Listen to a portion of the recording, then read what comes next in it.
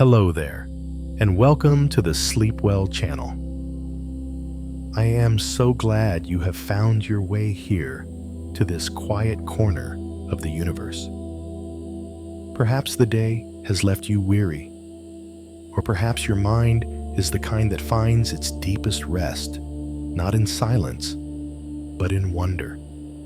A mind that prefers to drift through cosmic mysteries rather than counting sheep. Whichever reason brought you here, this journey is for you. There is nothing you need to do now, nothing to solve. Your only task is to rest. Allow your breathing to find its own gentle rhythm, rising and falling like a slow tide. Let your body grow heavy, your muscles soften, and your thoughts begin to float untethered from the day's concerns. Because tonight we are not just stargazing, we are drifting through a cosmic garden, searching for the seeds of life scattered among the stars. We'll journey to frozen moons and dusty comets, to the hazy skies of alien worlds and the ancient hearts of fallen meteorites. We will explore the quiet evidence that the ingredients for life are not unique to Earth, but are woven into the very fabric of the cosmos. Some of what you hear may spark a gentle curiosity. Other discoveries may simply wash over you like a soft and distant light, guiding you slowly towards sleep. And if these calm explorations bring you peace, consider liking and subscribing. It helps other weary travelers find their way here too, one sleepy soul at a time. Now, close your eyes if you haven't already. Let the darkness behind your eyelids become a vast and starry sky, and let us begin. In the shadowed craters of planets and the frozen hearts of distant moons, water sleeps in the form of ice. We think of water as the flowing, life-giving liquid of Earth, but in the cold silence of space, it often exists as crystal.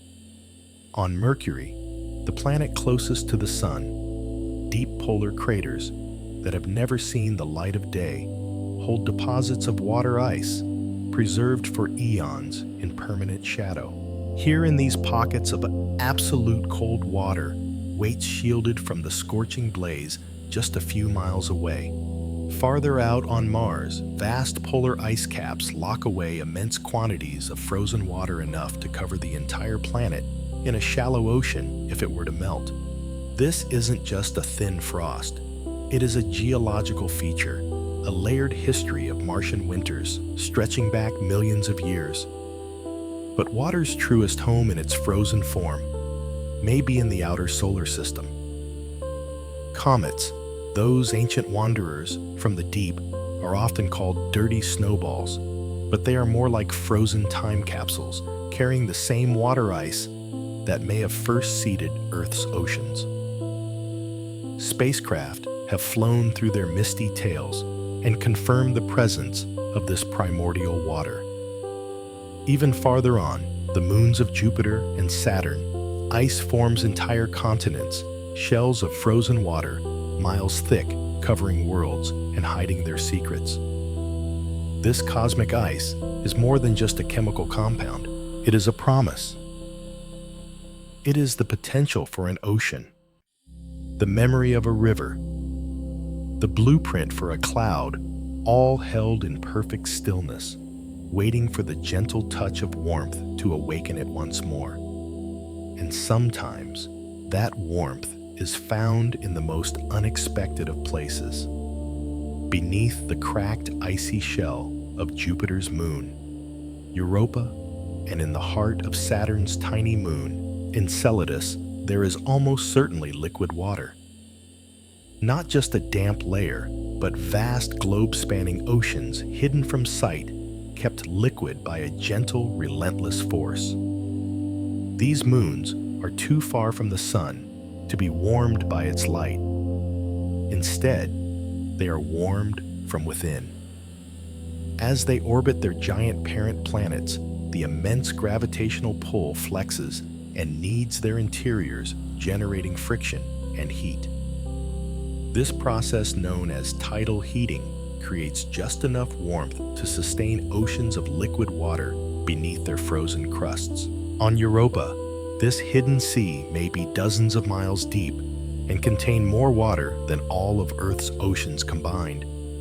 Its icy surface is scarred with long, dark lines, fractures, where the crust has cracked and shifted, perhaps allowing glimpses of the dark water below. On Enceladus, the proof is even more dramatic. Great plumes of water vapor and ice crystals erupt from fissures near its south pole, spraying hundreds of miles into space. Spacecraft have flown through these geysers, tasting them, and what they found was astonishing. Not just water, but salts and simple organic molecules.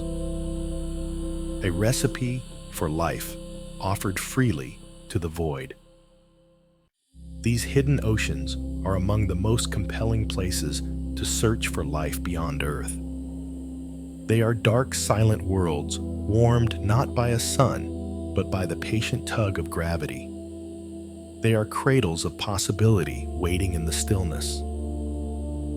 At the very heart of life's complexity, one element stands as the master architect: carbon. It is the backbone of every living thing we know. Found scattered across the cosmos, from the atmospheres of distant planets to the fine dust between stars, carbon is uniquely suited for building life. Its magic lies in its ability to connect. A single carbon atom can form stable bonds with up to 4 other atoms, including itself, creating an almost infinite variety of long chains, complex rings, and branching structures. This versatility allows it to be the framework for the vast molecules of life, the DNA that carries our genetic story, the proteins that act as tiny machines in our cells, and the sugars that provide our energy. It is the cosmic Lego brick, simple in itself, yet capable of building structures of breathtaking complexity. When astronomers look out into the universe, they find carbon everywhere. It is forged in the fiery hearts of dying stars and scattered across space in stellar winds and supernova explosions. It drifts in vast interstellar clouds where it combines with other elements to form the first simple organic compounds. The fact that carbon is so abundant throughout the universe is a quiet, hopeful sign. It means that the fundamental building block of life as we know it is not a rare or precious commodity.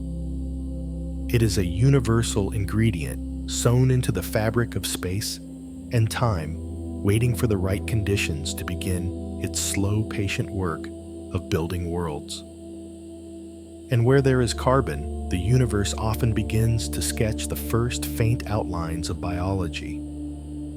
Throughout the solar system, on meteorites and comets, and in the hazy atmospheres of distant moons, we find organic molecules. This term doesn't necessarily mean life itself, but rather the carbon-based chemistry that life is built upon. These are the preliminary ingredients, the raw materials waiting for a spark. One of the most famous examples came from the Murchison meteorite, which fell in Australia in 1969. When scientists studied this ancient rock, they found it was filled with organic compounds, including dozens of different amino acids, the building blocks of proteins. These molecules were not from Earth. They had formed in space billions of years ago, perhaps in the same swirling nebula that gave birth to our sun and planets. It was like receiving a message in a bottle from the dawn of the solar system. A note that told us the chemistry of life was not a miracle unique to our world. It was happening everywhere. Similar molecules have been detected in the tails of comets and in the vast cold clouds of gas and dust that drift between stars. These cosmic clouds are like stellar nurseries, but they are also chemical factories where simple atoms are slowly assembled into more complex structures over millions of years. Finding these organic molecules scattered so widely is a profound revelation. It suggests that the journey toward life does not have to begin on a planet's surface. It can begin in the cold, dark emptiness of space, with the universe itself mixing the first ingredients in its vast and silent laboratory. In the thick orange haze of Saturn's largest moon, Titan, and in the thin, cold air of Mars, another of life's key ingredients whispers its presence: methane. On Earth, methane is a simple gas often associated with biological processes. It is a metabolic byproduct, a signal of life at work. And so finding it elsewhere is always a source of quiet excitement. On Titan, methane plays a role similar to water on Earth. It forms clouds, falls, ocean, and carves rivers and lakes into the moon's frozen surface. Here, in a world where temperatures are hundreds of degrees below, freezing liquid methane and ethane create a strange alien hydrology. While this methane is likely geological in origin, its presence in liquid form offers a tantalizing possibility, a solvent for a kind of life utterly different from our own, a biology built not on water, but on hydrocarbons. On Mars, the story of methane is more mysterious and subtle. Telescopes and rovers have detected faint, fleeting plumes of the gas in the Martian atmosphere. The amounts are tiny and they appear and disappear, with the seasons a behavior that has no easy explanation. It could be the result of geological activity reactions between rock and water deep underground. Or, just perhaps, it could be a modern biological whisper, the faint exhalation of microbial life still hiding somewhere beneath the red dust. We do not yet know the answer. For now, the methane on Mars remains an enigma, a ghostly signal that keeps us listening, a quiet question hanging in the thin, cold air. For life to build its most essential structures, the DNA that carries its code and the ATP that carries its energy, it needs a crucial element: phosphorus. For a long time, this was one of the missing ingredients in the search for life on other worlds. We had found carbon, water, and organic molecules, but phosphorus was elusive. That is, until the Cassini spacecraft made its final daring dives through the plumes of Enceladus. As it flew through the icy mist erupting from the moon's hidden ocean, its instruments detected phosphates molecules containing phosphorus. The discovery was a watershed moment. Here, in this tiny, frozen moon, orbiting Saturn, was the final key ingredient required for life as we know it.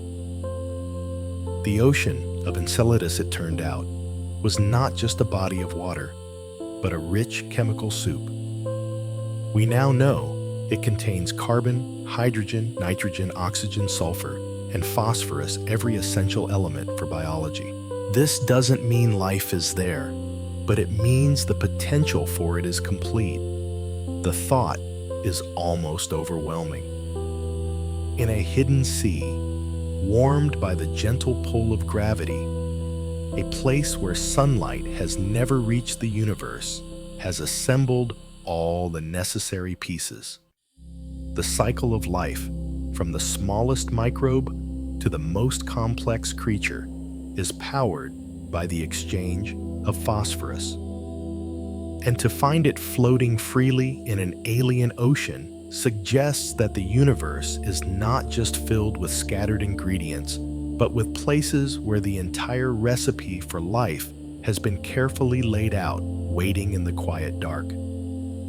While life on Earth is built around water, the universe is full of other possibilities. Astrobiologists have long wondered if life could arise in a different solvent, and one of the most compelling candidates is ammonia. Like water, ammonia can dissolve a wide range of molecules, creating a liquid environment where complex chemistry can unfold. It remains liquid at much colder temperatures than water, which means life based on ammonia could exist on worlds far from the warmth of a star. We find ammonia in abundance throughout the outer solar system. It swirls in the dense, turbulent atmospheres of Jupiter and Saturn, where it forms shimmering clouds of ice crystals. It may also exist as a liquid mixed with water deep inside the icy moons of Uranus and Neptune. A world with ammonia-based life would be profoundly alien. Its creatures would move more slowly, their metabolic processes slowed by the extreme cold.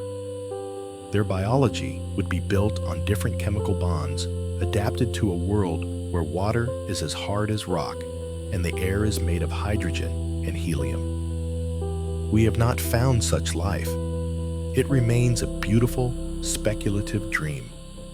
But the presence of ammonia in so many distant corners of our solar system reminds us to keep an open mind.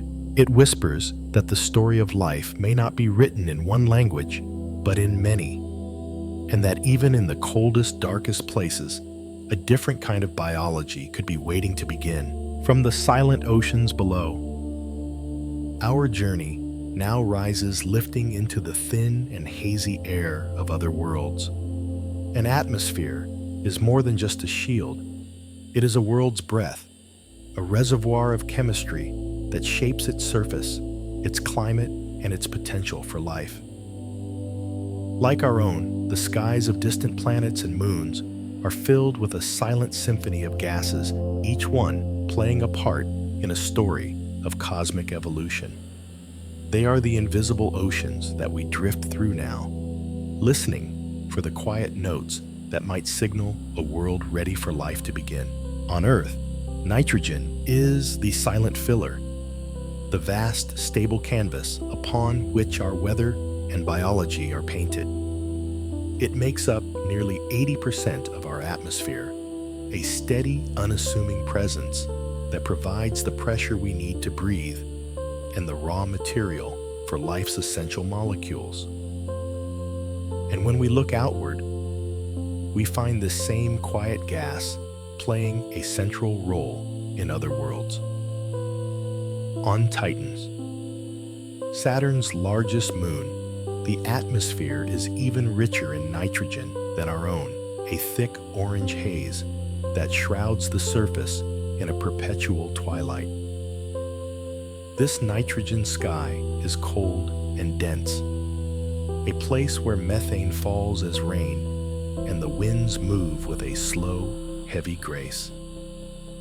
It is not a breathable atmosphere for us, but its presence is a profound reminder that the most abundant gas in our own sky is not an earthly anomaly. It is a common cosmic ingredient capable of creating atmospheres of startling variety. Even on Mars, with its whisper-thin air, nitrogen persists, a remnant of a once thicker atmosphere, now mostly lost to space. It lingers there like the memory of a breath, a faint echo of what might have been, and a crucial component that future life, perhaps human, might one day learn to gather and use, breathing a new kind of life into the silent red world. Where nitrogen provides the canvas, carbon dioxide often paints the most dramatic strokes. On Earth, it is a trace gas, a delicate thermostat that in the right balance keeps our planet warm enough for liquid water to flow. But on other worlds, its power is unleashed.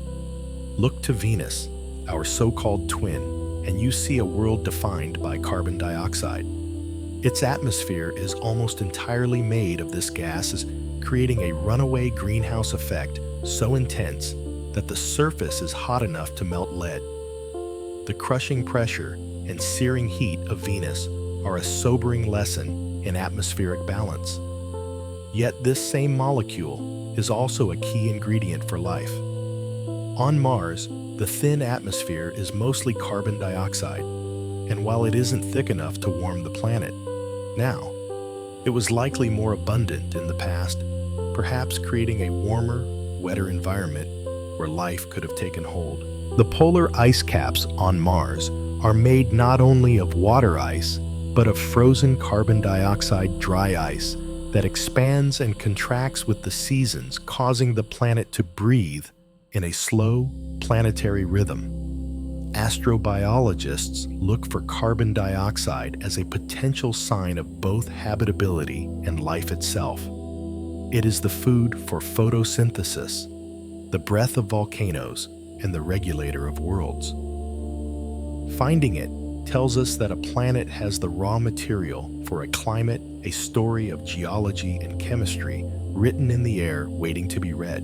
Throughout the vast cosmos, the most abundant element of all sings its simple, powerful song, hydrogen. It is the first element born in the Big Bang, the fuel of stars, and the foundation of everything that followed. While smaller rocky planets like Earth have lost most of their primordial hydrogen to space, the gas giants of our outer solar system are made almost entirely of it.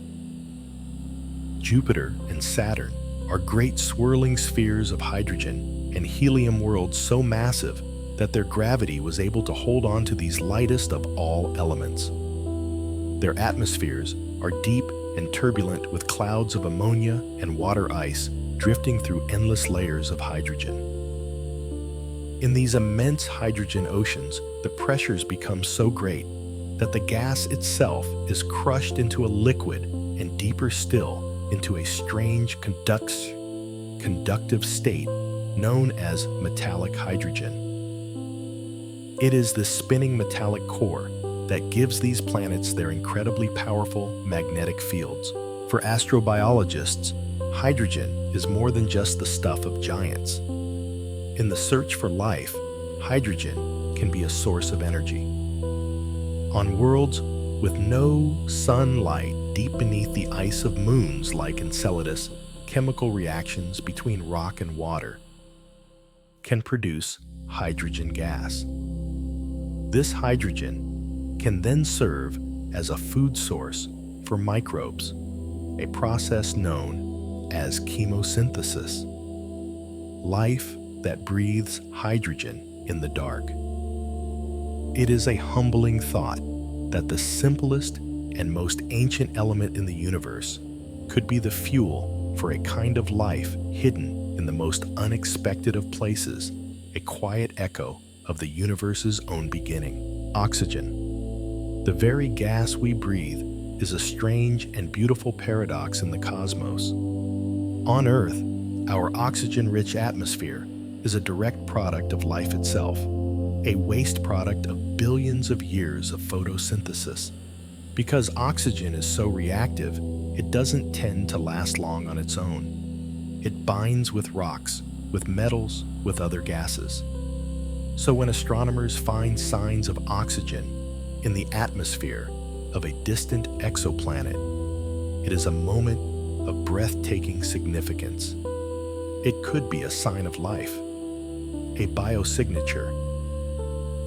Using powerful telescopes like the James Webb Space Telescope, scientists can study the light that passes through the atmospheres of these faraway worlds, looking for the telltale spectral fingerprint of oxygen. We have not yet found a definitive case on an Earth-like world, but the search has only just begun. We do find oxygen in other forms throughout our solar system, locked in the ice of moons, in the silicates of rocks, and in the rusty red soil of Mars. Its presence tells us that the chemistry for water and for life is there, but free oxygen, the kind that fills our lungs, remains the most tantalizing and elusive prize. If we ever find it in abundance around another rocky world, it would be the quietest, most profound discovery in human history. A silent message carried on a beam of light across trillions of miles, telling us that somewhere else a world is breathing. In the fiery volcanic heart of Jupiter's moon, Io, and in the yellow-tinged clouds of Venus, another potent ingredient for life's chemistry makes its presence known: sulfur dioxide. On Earth, this sharp-smelling gas is often associated with volcanic eruptions or industrial pollution. But in the broader solar system, it plays a more fundamental role. On Io, the most volcanically active body in the solar system, plumes of sulfur dioxide erupt hundreds of miles into space, freezing into delicate snowflakes that fall back to coat the surface in shades of yellow, white, and red. This constant volcanic recycling creates a thin, temporary atmosphere of sulfur dioxide around the moon. On Venus, sulfur dioxide is a key component of its thick, hazy clouds. There, it reacts with water vapor to form droplets of sulfuric acid, creating a permanent veil of acid rain that never reaches the planet's scorching surface. While it may sound hostile, sulfur chemistry is thought to have played a crucial role in the origin of life on Earth. Sulfur compounds can act as catalysts for the formation of more complex organic molecules and can provide a source of energy for certain types of microbes. So, while a world dominated by sulfur dioxide might not seem welcoming, its presence is another sign that a planet or moon is geologically active and chemically rich. A place where the ingredients for life are being stirred, mixed, and transformed in a great cosmic crucible. Of all the vapors that might grace an alien sky, none is more precious or more sought after than water vapor. It is the gaseous form of life's most essential solvent, and finding it in an atmosphere is like finding a signpost pointing toward a world's potential for habitability. We have found it in many places. In the incredibly thin atmosphere of Mars, water vapor exists in trace amounts, freezing into delicate clouds of ice crystals that drift through the pinkish sky. It has been detected in the atmospheres of gas giants like Jupiter and Saturn, and even in the sun-scorched exosphere of Mercury. But perhaps the most exciting discoveries are being made on planets orbiting other stars. Telescopes can now detect the signature of water vapor in the atmospheres of exoplanets, some of them rocky and orbiting within their star's habitable zone. This is a profound discovery. It means that worlds with water are not a rarity in the galaxy. They may be common. The presence of water vapor tells us that a planet has the raw material for oceans, for rain, for clouds. It doesn't guarantee that these features exist, but it makes them possible. And so with each detection, we get one step closer to finding a world that might feel in some small way like home. A place where the air holds the same quiet promise that fills our own skies, the promise of water, and with it, the promise of life. The space between the stars is not as empty as it appears. It is a vast, cold, and dark expanse, yet it is filled with a fine, ethereal dust. And within this dust, the universe is quietly assembling the next level of life's ingredients, complex organic molecules. These are not just simple compounds, but intricate structures that begin to resemble the very molecules that form life on Earth. They send their silent messages to us across the void, carried in the faint light of distant nebulas and in the hearts of ancient fallen meteorites. Among the most common of these complex molecules are polycyclic aromatic hydrocarbons, or PAHs. It is a long, technical name for something quite beautiful. Imagine the scent of charcoal on a summer evening, or the faint smoky haze of a distant fire. PAHs are carbon-rich molecules that are formed in the cooling envelopes of dying stars and scattered throughout the galaxy. They are incredibly stable and incredibly abundant. Scientists believe that up to 20% of all the carbon in the universe may be locked away in the form of PAHs. We don't see them directly, but we detect their presence through the infrared light they emit when warmed by starlight. They glow in the great star-forming regions like the Orion Nebula, painting the cosmic clouds with a faint, invisible light.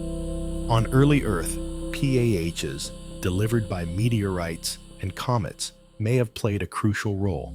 Their flat, ring-like structures are perfect for stacking, creating stable platforms where the first molecules of RNA and DNA could have assembled. They could have acted as the first scaffolding for life, a cosmic template upon which the machinery of genetics was built. When you look at images of glowing interstellar clouds, you are not just seeing gas and dust. You are seeing a universe filled with the same smoky, aromatic molecules that may have provided the first stable home for life to begin. Perhaps the most astonishing message from space comes to us not through a telescope, but in the form of rocks that fall from the sky. For decades, scientists have studied meteorites, fragments of asteroids that have survived the fiery journey through Earth's atmosphere. And what they have found inside has changed our understanding of life's origins forever. Certain meteorites, particularly a type called carbonaceous chondrites, are filled with amino acids. These are the fundamental building blocks of proteins, the tiny molecular machines that carry out almost every important task inside our cells. The amino acids found in meteorites, like the Murchison meteorite, are not contamination from Earth. They have a different chemical signature, proving they were formed in space long ago in the asteroid belt between Mars and Jupiter. They tell us that the creation of life's essential components is not something that happens only on the surface of a warm, wet planet. It happens in the cold, harsh environment of an asteroid bombarded by radiation and exposed to the vacuum of space. The universe, it seems, is very good at making the building blocks of life. It makes them in abundance and then delivers them to young planets like seeds scattered on fertile ground. Every time a shooting star streaks across the night sky, it is a reminder of this cosmic delivery system. A reminder that the very ingredients that built our bodies may have first arrived here as silent passengers on a rock from deep space. If amino acids are the building blocks of proteins, then sugars are the source of life's energy, and they also form the backbone of our genetic material. For a long time, scientists wondered if these two could form in space. The answer came from a delicate analysis of meteorites, and even more remarkably, from studying the light from distant interstellar clouds. Astronomers have detected simple sugars like glycolaldehyde in the gas surrounding newborn stems. And in meteorites, they have found more complex sugars, including ribose. This is a discovery of profound importance. Ribose is the R in RNA, a molecule that many scientists believe was the precursor to DNA. The idea that the very sugar that forms the backbone of our genetic code could be created in space and delivered to a young Earth suggests that the path to life may have been paved by cosmic chemistry. These sugars are not like the refined sugar in our kitchens. They are formed through complex reactions involving formaldehyde and other simple molecules catalyzed by the cold surfaces of interstellar dust grains. It is a slow, patient chemistry unfolding over millions of years in the dark. To know that the universe is capable of making not just the bricks of life, but the very scaffolding for its genetic instructions is to feel a deep sense of connection to the cosmos. The sweetness of life, it seems, may have its origins in the cold, silent dust between the stars. In the vast, cold clouds of gas that drift between stars, simple yet familiar molecules float in the darkness. Among them are alcohols such as methanol and ethanol. These molecules, which on Earth we associate with solvents, fuels, or beverages, are surprisingly common in space. They form on the surfaces of icy dust grains where hydrogen atoms can meet and react with other simple molecules like carbon monoxide. When a new star ignites within one of these clouds, its heat and radiation can vaporize the ice, releasing these alcohols into the surrounding gas where astronomers can detect their faint radio signatures.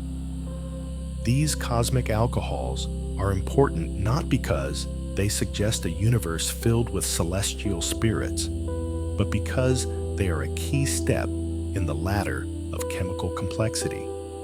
Alcohols can react to form more complex organic molecules, including the precursors to amino acids and sugars.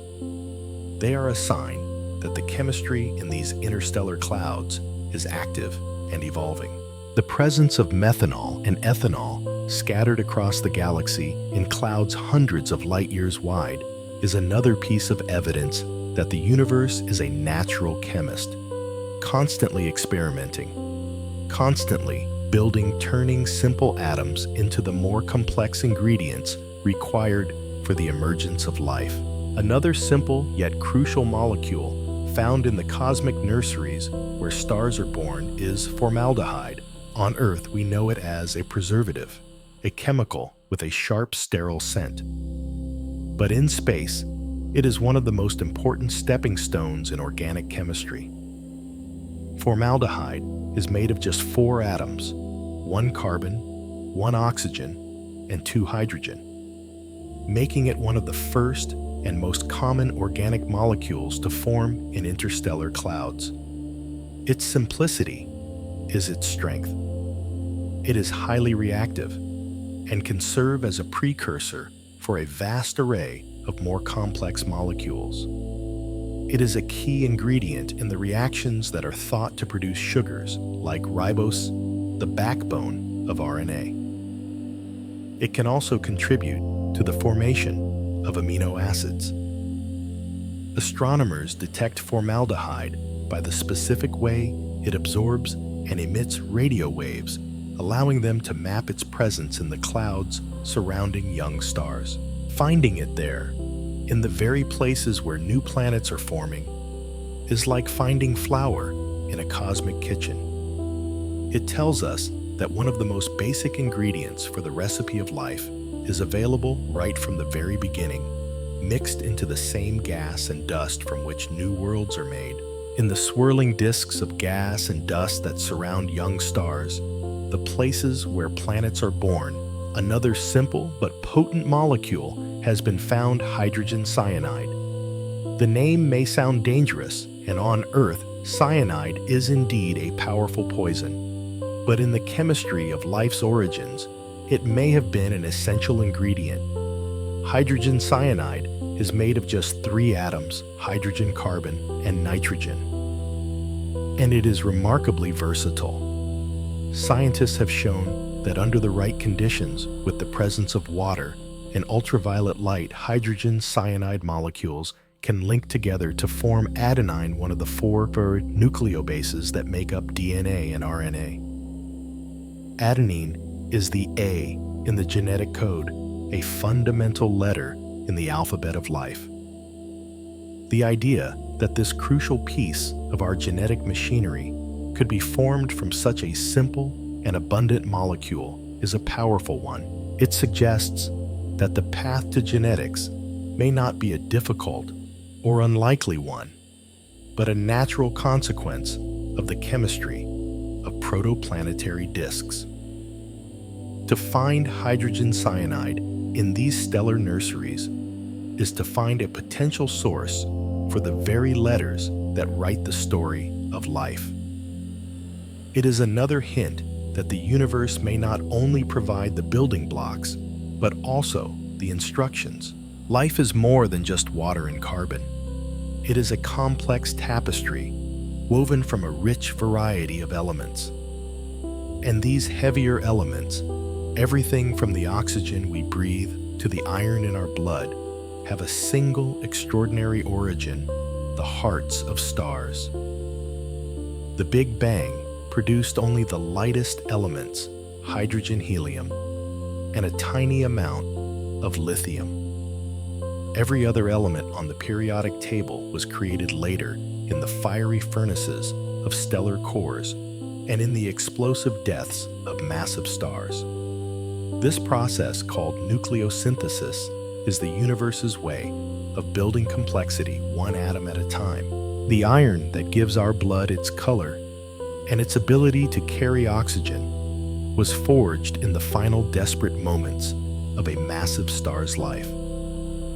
Stars spend most of their lives fusing hydrogen into helium.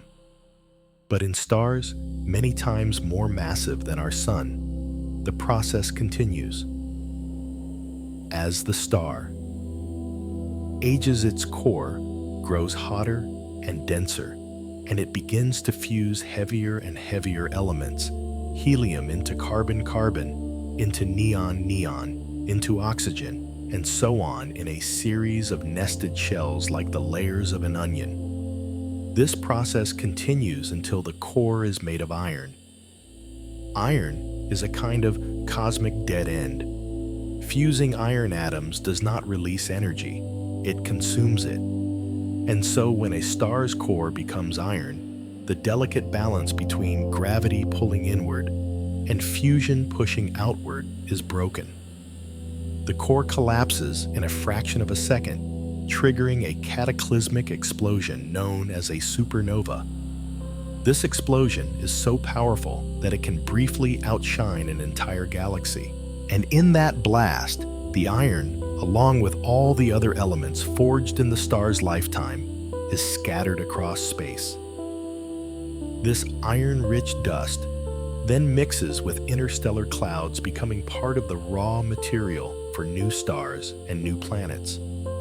The iron in your body has traveled across light years and eons, a journey that began in the heart of a long-dead star. It is a quiet reminder that we are all quite literally made of stardust. Magnesium, an element essential for life on Earth, plays a key role in photosynthesis. It sits at the heart of the chlorophyll molecule, the green pigment that allows plants to capture energy from sunlight. Without magnesium, there would be no plants, and without plants, the entire food web as we know it would collapse. This vital element, like iron, is also a product of stellar evolution. It is created in the cores of aging stars through the fusion of lighter elements. When these stars die, either by shedding their outer layers or by exploding as supernovae, they release their magnesium into the interstellar medium. Astronomers can detect the spectral signature of magnesium in the atmospheres of distant stars and in the light from faraway galaxies, allowing them to trace the history of chemical enrichment in the universe. Finding magnesium on other worlds in meteorites or in the soil of Mars is another important clue in the search for life. It tells us that an element critical for capturing a star's energy is a common ingredient throughout the cosmos. It suggests that on some distant planet, orbiting some faraway star, the same quiet miracle of photosynthesis could be unfolding, powered by the same stellar-forged magnesium that gives our own world its vibrant green. The ground beneath our feet, the rocks of our mountains, and the sand on our beaches are all built around a single abundant element, silicon. It is the second most common element in Earth's crust and it forms the basis of the vast family of minerals known as silicates. This same element is found throughout the universe. Like carbon and oxygen, silicon is forged in the cores of massive stars and is scattered into space when they die. We see its signature in the dust that surrounds young stars, in the composition of asteroids and meteorites, and in the rocky bodies of other planets. On Mars, rovers have found vast deposits of silica-rich rocks, evidence of a past where water may have flowed, altering the planet's geology.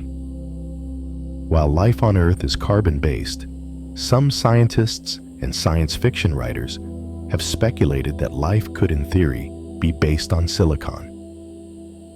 Silicon can form complex chains and rings, much like carbon, though its chemistry is less flexible.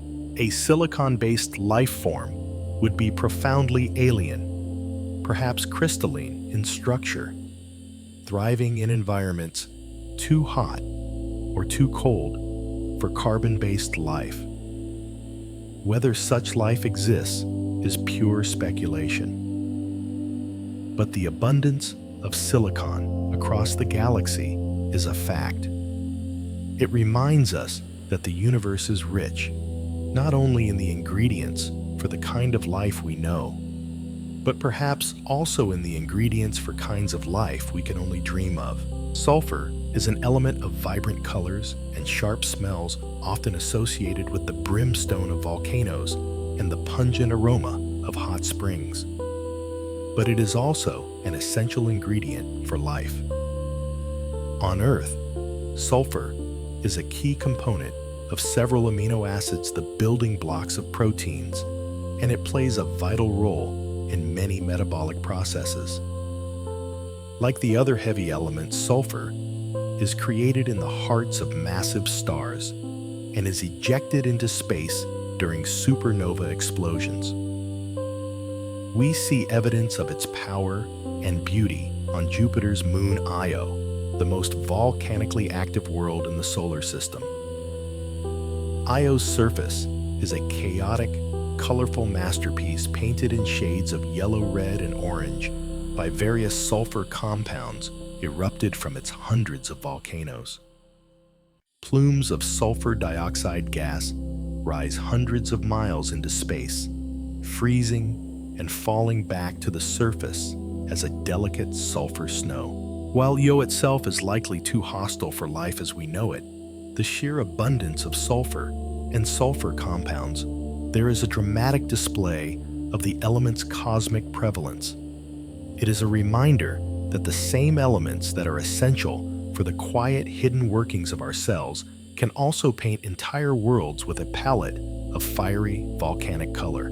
The calcium that gives our bones their strength and our teeth their hardness has an origin story written in the stars. This crucial element is synthesized in the cores of stars more massive than our sun during the final stages of their lives. It is then cast out into the galaxy in the spectacular explosions of supernovae. This stellar-forged calcium becomes part of the cosmic dust that enriches interstellar clouds, the very clouds from which new solar systems are born. When our own solar system formed, calcium was incorporated into the rocky planets, including Earth. Over eons, geological processes brought it to the surface, where it was taken up by living organisms. It became the mineral foundation for skeleton shells and countless other biological structures. When we find traces of calcium in Martian soil or in the composition of meteorites, we are finding another key ingredient for complex life. It is the raw material for building strong, lasting structures, for moving beyond the soft-bodied world of microbes and into the realm of larger, more complex creatures.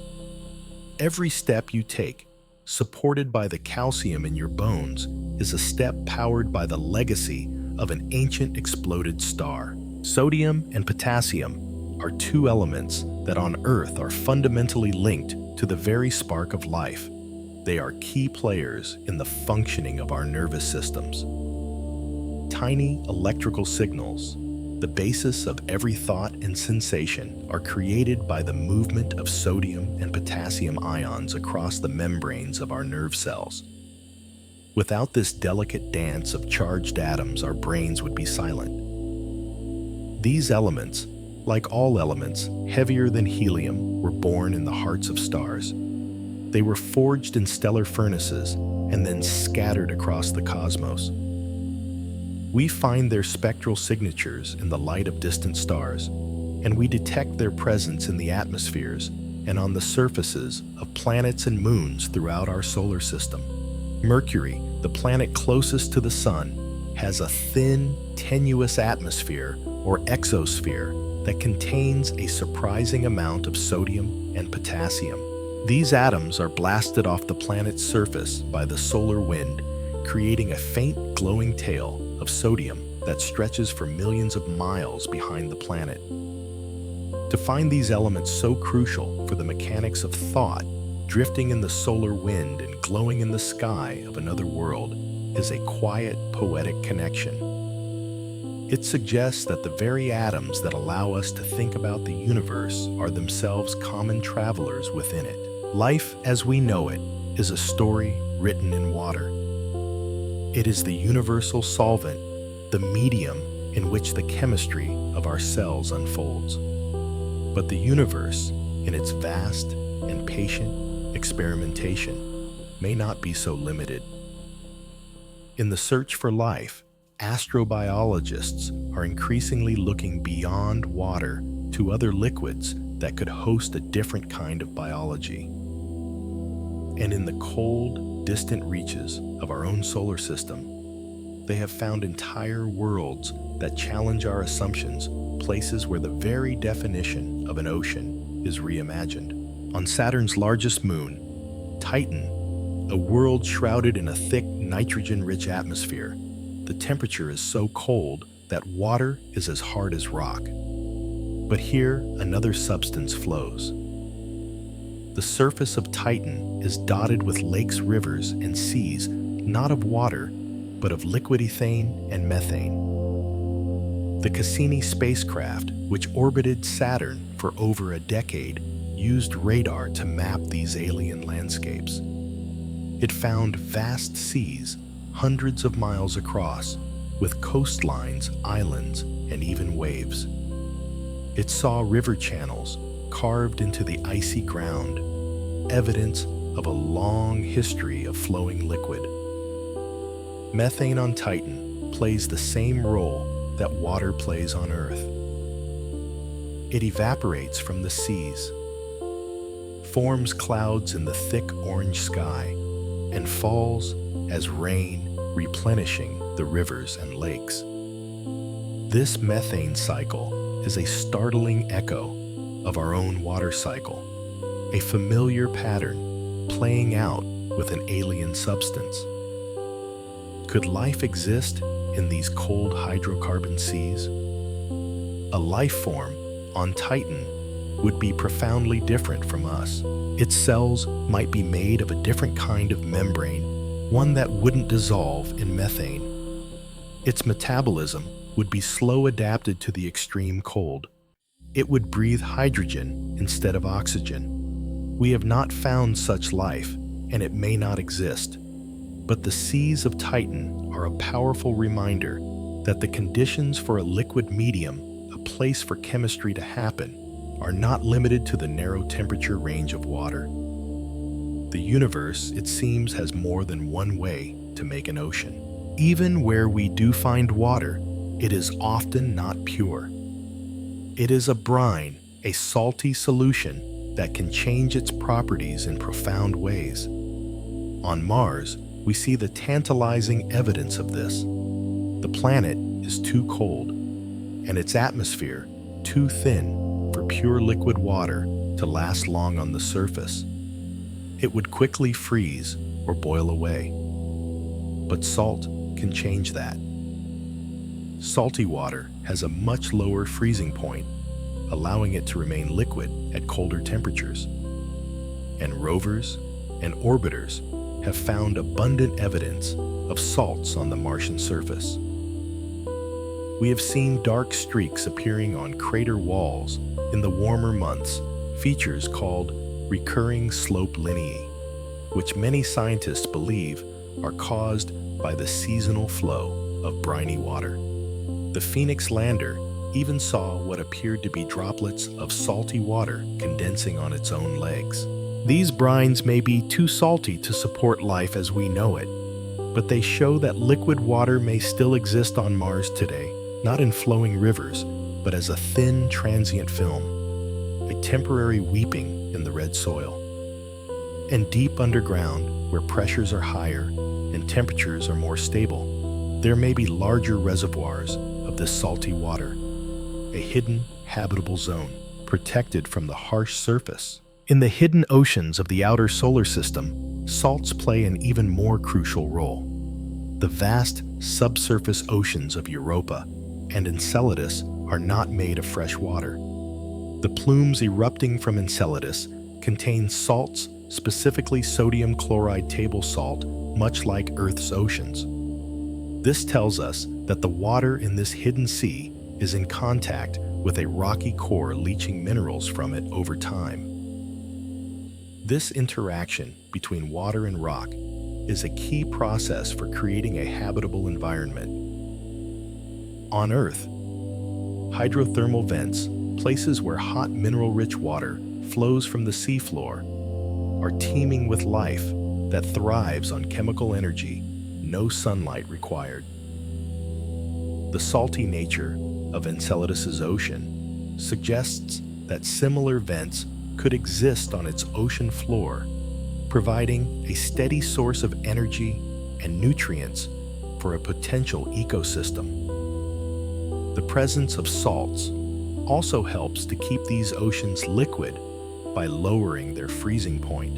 In these distant frozen worlds, salt is not just a seasoning, it is an enabler of worlds, a key ingredient that allows for the possibility of a warm, wet, and chemically rich environment sealed beneath a protective shell of ice. Beyond simple salts, the surfaces of Mars and other worlds are covered in a variety of minerals that speak of a watery past. We have found vast deposits of carbonates minerals that on Earth form in oceans and lakes as carbon dioxide is absorbed from the atmosphere. Finding them on Mars suggests that the planet once had a much thicker atmosphere and bodies of standing water where these minerals could precipitate out. Similarly, sulfates like gypsum and Epsom salts have been found in abundance by rovers like Opportunity and Curiosity. These minerals also form in the presence of water, often in evaporative environments like a drying lakebed. They paint a picture of a Mars that was once much wetter, with a dynamic water cycle of rivers, lakes, and perhaps even shallow seas. These ancient mineral beds are prime targets in the search for past life. If microbes ever existed on Mars, these are the kinds of places where their fossilized remains might be preserved, locked within the salty layered rocks. Each discovery of these water-formed minerals is like a page from Mars's diary, telling a story of a world that has lost its oceans, but not the memory of them. Among the more surprising discoveries on Mars was the presence of perchlorates, a type of salt that is highly reactive and has some very unusual properties. Perchlorates dramatically lower the freezing point of water, allowing it to exist as a liquid brine at temperatures as low as 70 degrees Celsius. This means that even in the frigid Martian environment, there could be pockets of liquid water, not just seasonally, but perhaps more permanently in the subsurface. For astrobiologists, perchlorates are a double-edged sword. They can be a source of oxygen for certain types of microbes, acting as a chemical energy source in the absence of sunlight. However, they are also toxic to many forms of earthly life. Their discovery has forced scientists to rethink the potential habitability of Mars. The red planet may be even more hostile than we thought, but it may also hold more opportunities for liquid water than we ever imagined. The presence of perch lorets complicates the story of life on Mars, adding a new layer of chemical complexity to a world that continues to surprise us with every new discovery. The evidence for ancient brines is not limited to Mars.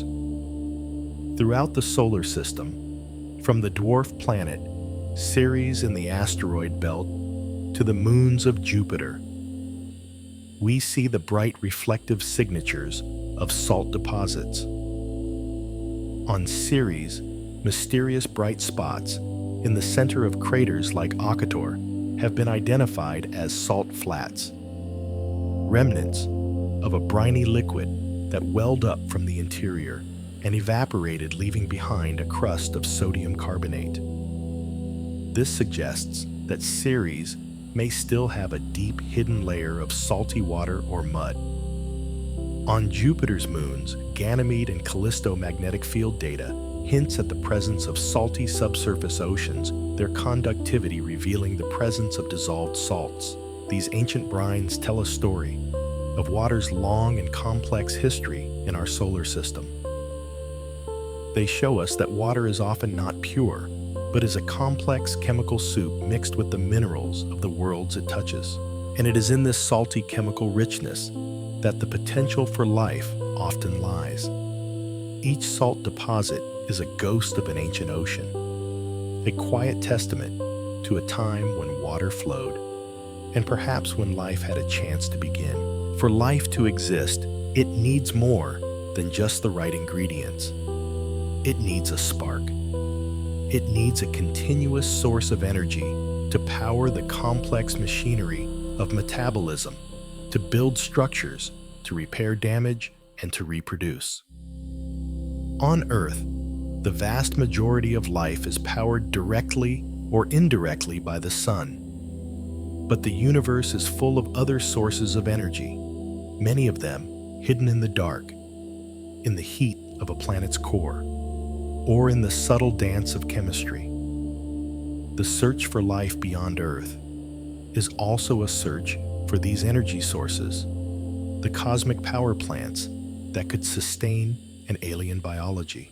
The most obvious and abundant source of energy in any solar system is the light of its star.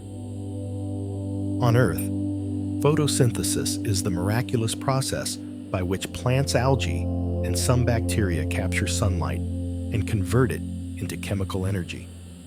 It is the foundation of almost every ecosystem on the planet, and there is every reason to believe that this same process could occur on other worlds.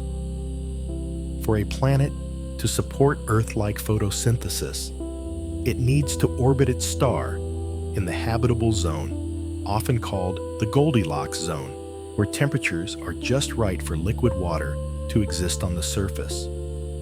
But the type of star matters too. Stars that are much smaller and cooler than our sun, like red dwarfs, emit most of their light in the infrared part of the spectrum. A plant on a planet orbiting a red dwarf might not be green. It might be black, adapted to absorb as much light as possible across a wider range of wavelengths. Its leaves would be tuned to a different kind of sunlight, a deep, dim, reddish glow.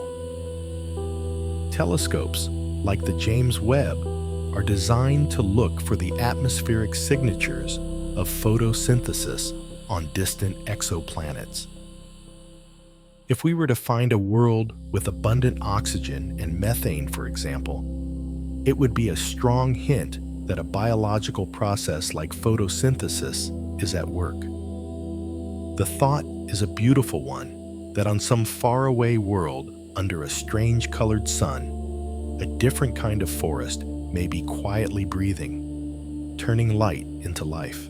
But what about worlds where sunlight never reaches? In the deep, dark oceans of Earth, teeming ecosystems thrive around hydrothermal vents, fissures in the sea floor, where superheated mineral-rich water erupts from the planet's interior. Here, life is not powered by photosynthesis, but by chemosynthesis. Microbes at the bottom of the food chain derive their energy not from light, but from chemical reactions processing compounds like hydrogen sulfide and methane. This discovery revolutionized our understanding of where life could exist. It meant that life doesn't need a sun. It only needs a source of chemical energy.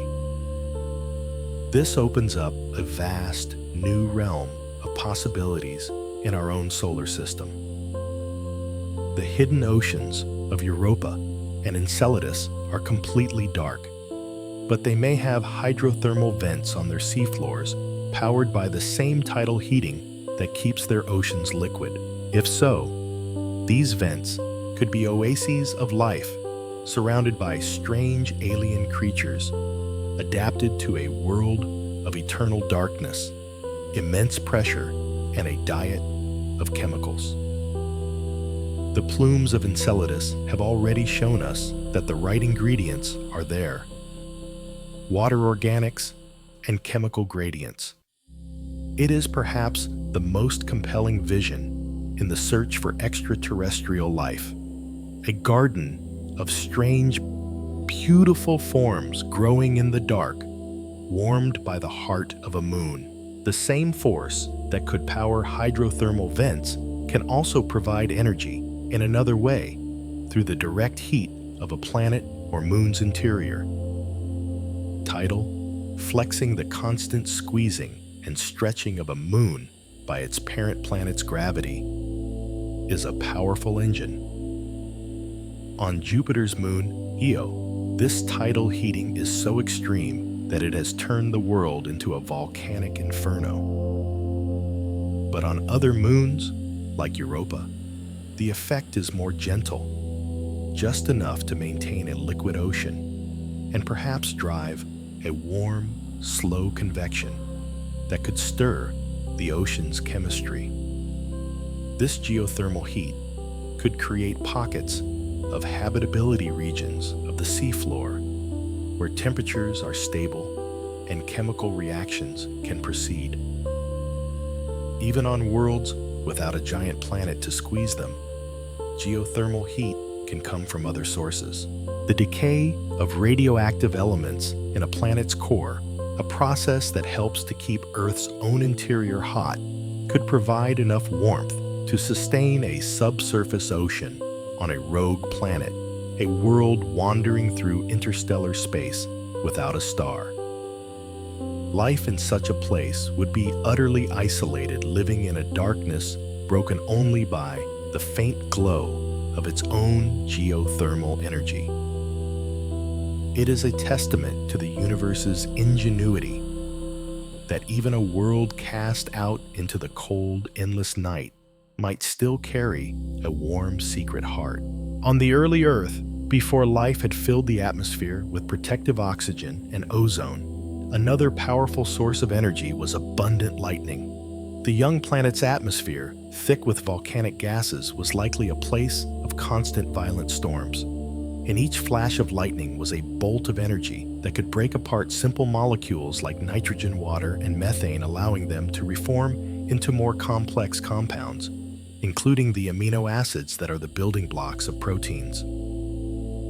The famous Miller-Urey experiment in the 1950s simulated these conditions in a laboratory using electrical sparks to represent lightning. They started with a simple mixture of gases and ended up with a rich soup of organic molecules. This experiment showed that lightning could have been a key force in the origin of life, providing the energy needed to jumpstart the planet's prebiotic chemistry. We see lightning on other worlds. Storms rage in the thick clouds of Jupiter and Saturn, with lightning flashes far more powerful than any on Earth. Even on Mars, dust storms can generate static electricity, creating small Martian lightning strikes. Each of these flashes is a potential source of energy, a spark that could be driving the formation of complex molecules, a reminder that even the most chaotic and violent forces in nature can sometimes be the very ones that create the conditions for life to begin. The stars and the universe itself are filled with another, more subtle and pervasive form of energy radiation. Here on Earth, we are largely protected from the harshest forms of cosmic radiation by our magnetic field and atmosphere. But on a world without such a shield like early Mars, or a moon with a thin atmosphere, radiation from its star and from deep space constantly bombards the surface. While high doses of radiation are destructive to life as we know it, tearing apart delicate molecules like DNA, some scientists have wondered if it could also be harnessed as an energy source. In the damaged nuclear reactor at Chernobyl, scientists have found fungi that seem to do just that. These fungi are rich in melanin, the same pigment that protects our skin from sunlight. But in this case, the melanin appears to be capturing the energy from radiation and converting it into chemical energy for growth, a process that has been called radiosynthesis. It is a stunning example of life adapting to even the most hostile environments. It suggests that on a high radiation world, life might not hide from radiation, but feed on it. It might evolve its own biological shielding, its own ways of capturing and using this powerful, invisible energy, thriving in conditions we would consider utterly lethal. A planet's magnetic field is more than just a shield. It is a dynamic system of energy. Generated by the motion of molten metal in a planet's core, a magnetic field creates a vast invisible bubble around a world, the magnetosphere. This field traps and accelerates charged particles from the solar wind, creating radiation belts and beautiful auroras. While the direct energy from these trapped particles is intense, it's not an easy source to tap into for life. However, the magnetic field itself can induce electrical currents. On Earth, this happens in the oceans and even in the ground. Could a life form evolve to use this electromagnetic energy? It is highly speculative, but some theories of exotic biochemistry have played with the idea. A creature that could sense and draw power from magnetic fields would be like nothing on Earth. More plausibly, magnetic fields play a crucial indirect role in habitability by protecting a planet's atmosphere from being stripped away by the solar wind. A magnetic field preserves the conditions for liquid water and a stable climate. It creates a safe harbor where life powered by other means can flourish. So, when we find an exoplanet with a strong magnetic field, we are finding a world that has one of the key protective ingredients, a quiet, invisible force field that makes a gentle, life-sustaining environment possible. For life to be more than just a fleeting chemical reaction, it needs a way to store and pass on information. It needs a memory. On Earth, that memory is held in the elegant spiraling molecules of DNA and RNA. These are the blueprints of life, the instructions that tell a cell how to build itself, how to function, and how to replicate. The search for the ingredients of life on other worlds is therefore not just a search for water and carbon, but for the chemical precursors to these informational molecules. It is a search for the very letters of a potential alien alphabet. At the heart of our genetic code are the nucleobases, the molecular letters that form the rungs of the DNA and RNA ladder. Adenine, a guanine, G, cytosine, C, thymine, T, and uracil, U. For years, scientists wondered if these complex molecules could form naturally in space.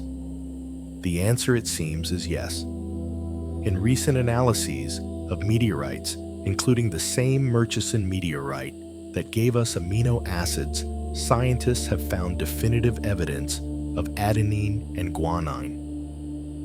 And just recently, they have confirmed the presence of the other key bases cytosine thymine and uracil. These molecules were not terrestrial contamination. Their chemical makeup proved they were extraterrestrial. This is a discovery of the highest order. It means that all 5 of the fundamental pieces of our genetic alphabet can be created in the cold, dark environment of an asteroid and delivered to a young planet. The universe is not only capable of making the building blocks of proteins, but also the building blocks of the genetic code itself. It is like finding not just bricks, but also letters scattered across the cosmos. It suggests that the emergence of a system for storing information might not be a near impossible chemical fluke, but a natural, perhaps even common outcome of the chemistry of our solar system. A genetic molecule needs more than just nucleobases. It needs a backbone to hold those letters in the right order. In DNA and RNA, that backbone is made of sugar molecules linked together by phosphates. And so the search for life's ingredients has also been a search for these phosphate compounds.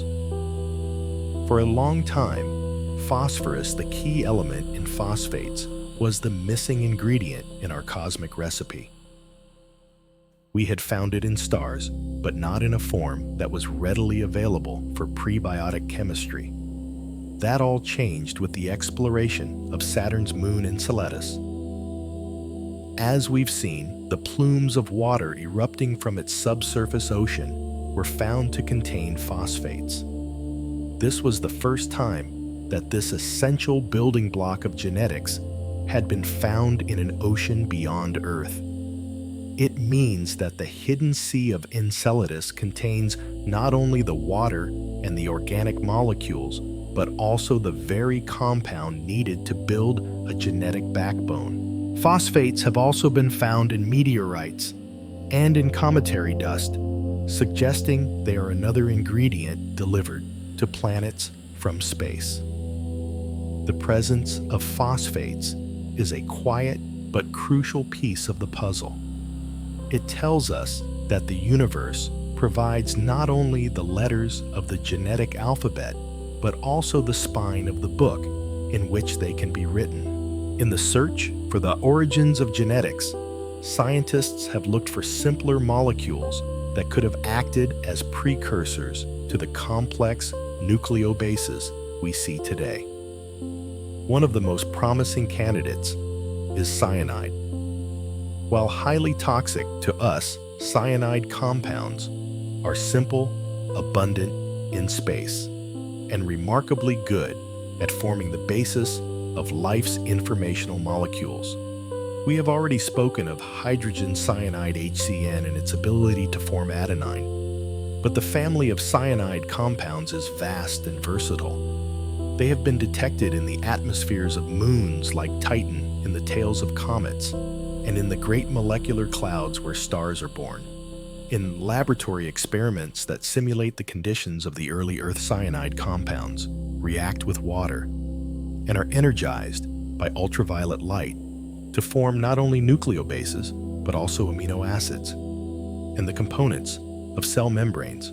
Some scientists now believe that cyanide chemistry may have been the central engine of prebiotic synthesis on Earth, a single simple source for almost all of life's key building blocks. To find these cyanide compounds scattered so widely throughout the cosmos is to find a potential pathway to life that is both simple and universal. It suggests that the journey from non-living chemistry to the first stirrings of genetics may have begun with one of the most basic and common molecules in the universe.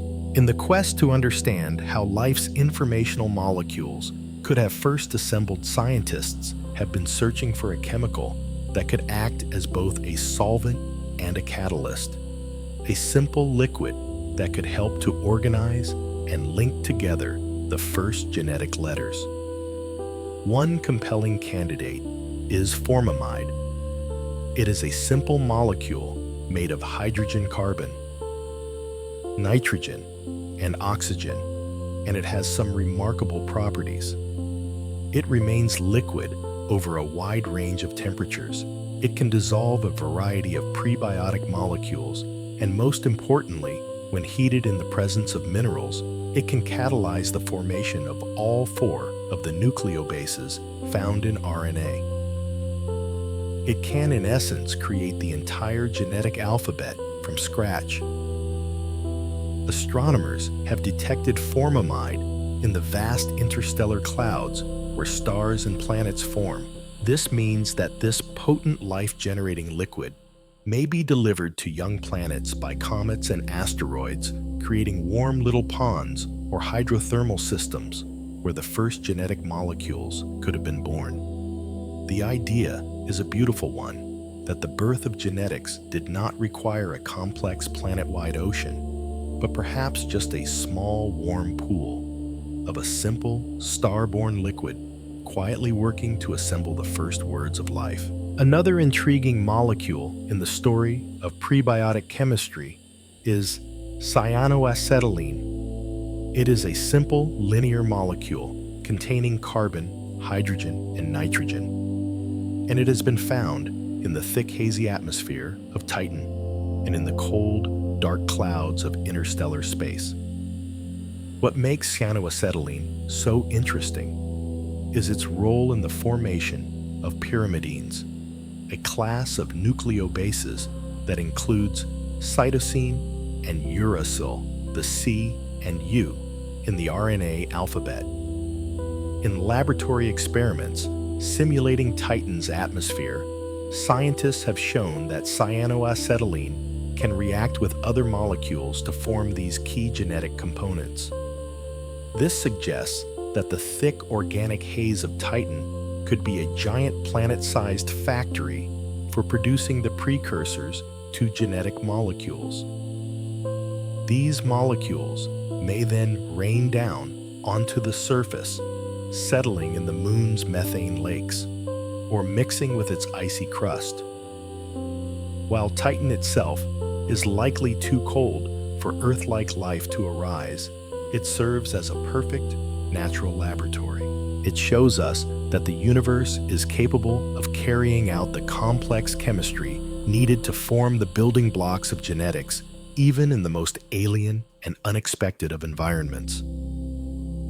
The sky of Titan may be a quiet testament to the universality of prebiotic chemistry, a hazy orange-colored promise that the ingredients for information are not rare, but are a natural part of the cosmic landscape.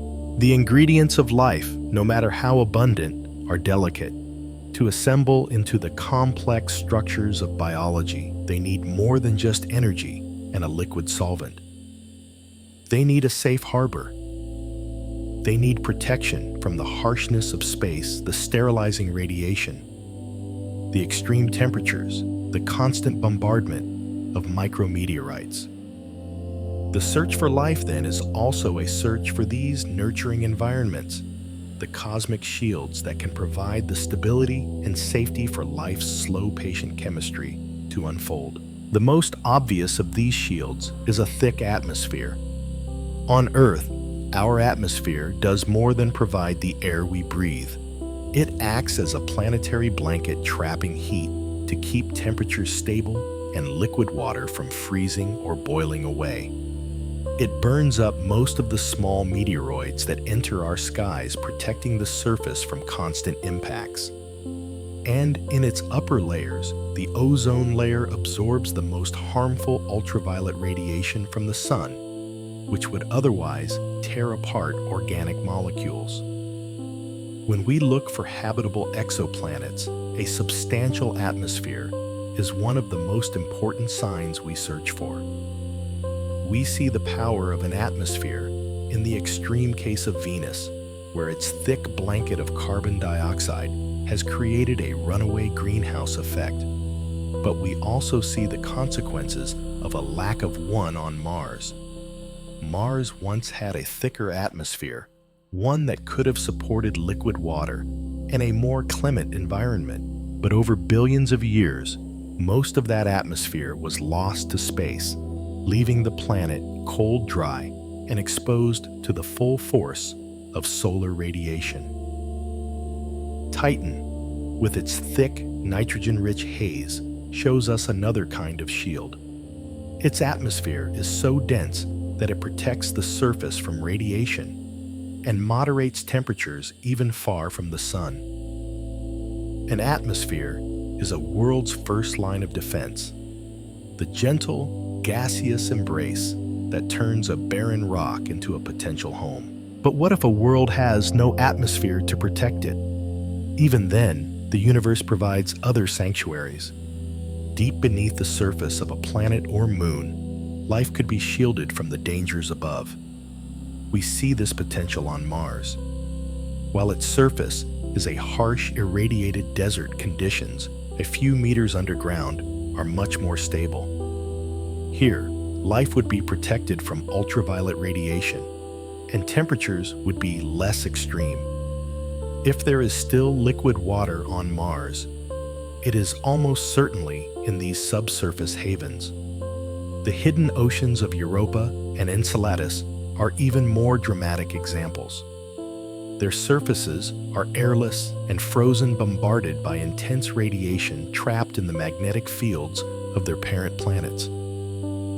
But beneath their miles-thick shells of ice lies a completely different world. A dark, quiet ocean protected from all the hazards of space. The ice shell acts as the ultimate shield, absorbing impacts, blocking radiation, and insulating the ocean from the extreme cold of the outer solar system. In these hidden seas, the only energy sources would be chemical or geothermal, but the environment would be stable for billions of years. It is a profound shift in our thinking. For a long time, we searched for life on the sunlit surfaces of other worlds. Now, we realize that some of the most promising habitats may be hidden deep within, in the eternal silent darkness. The gas giants of our outer solar system, Jupiter and Saturn, are themselves unlikely to host life as we know it. But they may play a crucial role in creating habitable environments for their many moons. One of the ways they do this is through their immense magnetic fields. Jupiter's magnetic field is the largest and most powerful in the solar system, a vast, invisible bubble that stretches for millions of miles. This magnetosphere traps and deflects the solar wind, a stream of charged particles flowing from the sun.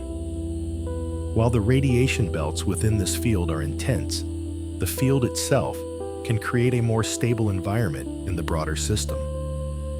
For moons orbiting within this protective bubble, the magnetic field can shield them from the harshest solar and cosmic radiation.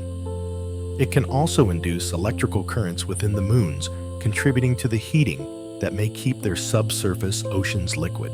In a sense, the gas giants act as cosmic guardians, their magnetic fields creating a vast protected zone where the conditions for life might be more favorable. They are a reminder that habitability is not just about a single planet, but about the entire system in which it resides, a complex dance of gravity, light, and invisible magnetic forces.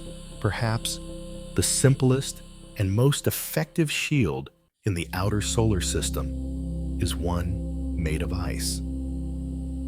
The moons of Jupiter, Saturn, Uranus, and Neptune are for the most part worlds encased in thick shells of water ice. This ice is more than just a frozen surface. It is a suit of armor. In the chaotic environment of the outer solar system, impacts from comets and asteroids are common. A thick ice shell can absorb these impacts, protecting whatever lies beneath. The ice also provides powerful protection against radiation. The intense radiation belts around Jupiter, for example, would be lethal to any life on the surface of Europa. But just a few feet beneath the ice, the radiation levels drop dramatically. And for the ocean that lies miles below the ice, provides near-perfect shielding. This ice is not static. It is a dynamic geological layer. We see evidence of cracks, ridges, and chaos terrain on Europa, suggesting that the ice shell moves, breaks, and perhaps even subducts like tectonic plates on Earth. This activity could transport nutrients from the surface down to the ocean, another crucial element for creating a habitable environment. The ice shells of these distant moons are both a barrier and a cradle, a shield that hides a world of possibility in its cold, silent depths. For any of the ingredients of life to have time to assemble a world needs one more crucial form of stability: a stable orbit within its star's habitable zone. This is the region where temperatures are not too hot and not too cold, but just right for liquid water to exist on a planet's surface. A planet with a highly eccentric or oval-shaped orbit might swing in and out of the habitable zone, experiencing wild fluctuations in temperature that would make it difficult for life to gain a foothold. A planet with a stable, nearly circular orbit like Earth's provides a much more consistent environment. This orbital stability is often maintained by the gravitational influence of other planets in the system. In our solar system, Jupiter acts as a kind of gravitational shepherd, its immense pull helping to stabilize the orbits of the inner planets. It also acts as a cosmic bouncer, ejecting many comets and asteroids that might otherwise impact Earth. A stable orbit is a quiet, often overlooked ingredient for life. It is the steady, predictable rhythm that allows a world to maintain a clement climate over the billions of years that life may need to arise and evolve. It is the gentle, cosmic clockwork that provides the long, uninterrupted peace necessary for the slow miracle of biology. Life did not begin in an empty pool of water. It began in a world of rock and minerals. And among the most important of these minerals may have been simple, humble clay. Clay minerals, found in abundance on Earth and detected on worlds like Mars, have a remarkable set of properties that make them perfect nurseries for the origin of life. They are made of microscopic layered sheets that can trap and protect organic molecules from the harsh environment. And more importantly, their surfaces can act as catalysts, helping to assemble these simple molecules into the long, complex chains that are the basis of life. One of the most promising types of clay in origin of life research is montmorillonite. It is a common clay mineral, part of a group known as smectites, and it forms from the weathering of volcanic ash. What makes it so special is its structure. It is composed of incredibly thin silicate sheets, and between these sheets, it can absorb and hold on to water and organic molecules. In laboratory experiments, scientists have shown that montmorillonite can catalyze the formation of RNA, the molecule that many believe was the precursor to DNA. The clay surface acts as a template holding the small building blocks of RNA in place and allowing them to link together into long information-carrying chains. Some of these chains can be hundreds of letters long, a stunning leap in complexity from a simple soup of molecules.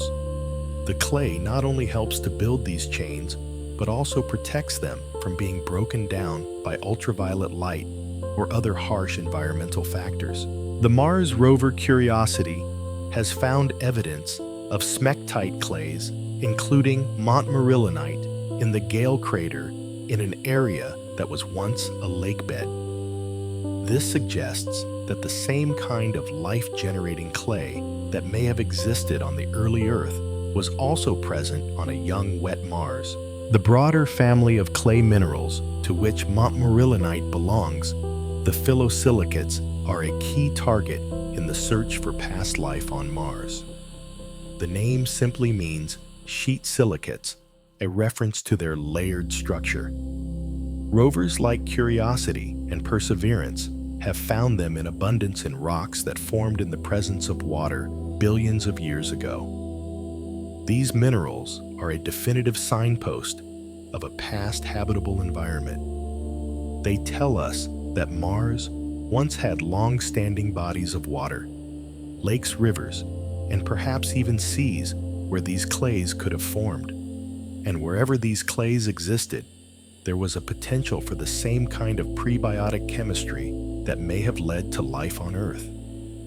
The Perseverance rover is currently exploring an ancient river delta in the Jezero crater, a place rich in these phyllosilicate clays. One of its key missions is to collect samples of these clay-rich rocks and store them for a future mission to return to Earth. If life ever did exist on Mars, these ancient clays are one of the most likely places to find its fossilized remains. They are more than just minerals. They are potential archives of a lost Martian biology, silent storytellers of a world that may have once been alive. Another class of minerals that may have played a role in the origin of life are zeolites. These are microporous minerals, often volcanic in origin, with a structure like a microscopic honeycomb. Their tiny interconnected channels and cages are the perfect size to trap and sort molecules. This natural filtering ability could have been crucial on the early Earth, concentrating specific organic molecules from a dilute primordial soup and bringing them together in a protected environment where they could react. Zeolites can also act as catalysts, speeding up the chemical reactions that form more complex organic compounds. Astronomers have found evidence of zeolites in Martian meteorites, suggesting that these useful minerals are not unique to Earth. The idea that nature itself could provide these microscopic laboratories, these tiny chemical reaction chambers, is a powerful one. It means that the process of concentrating and organizing the building blocks of life may not have been a matter of pure chance, but was aided by the very rocks and minerals of the young planet. The red dust that covers the surface of Mars gets its color from iron oxides, more commonly known as rust. These minerals are a sign that Mars once had a more oxygen-rich environment, or at least one where chemical reactions involving oxygen were common. But iron oxides may have also played a more direct role in the story of life.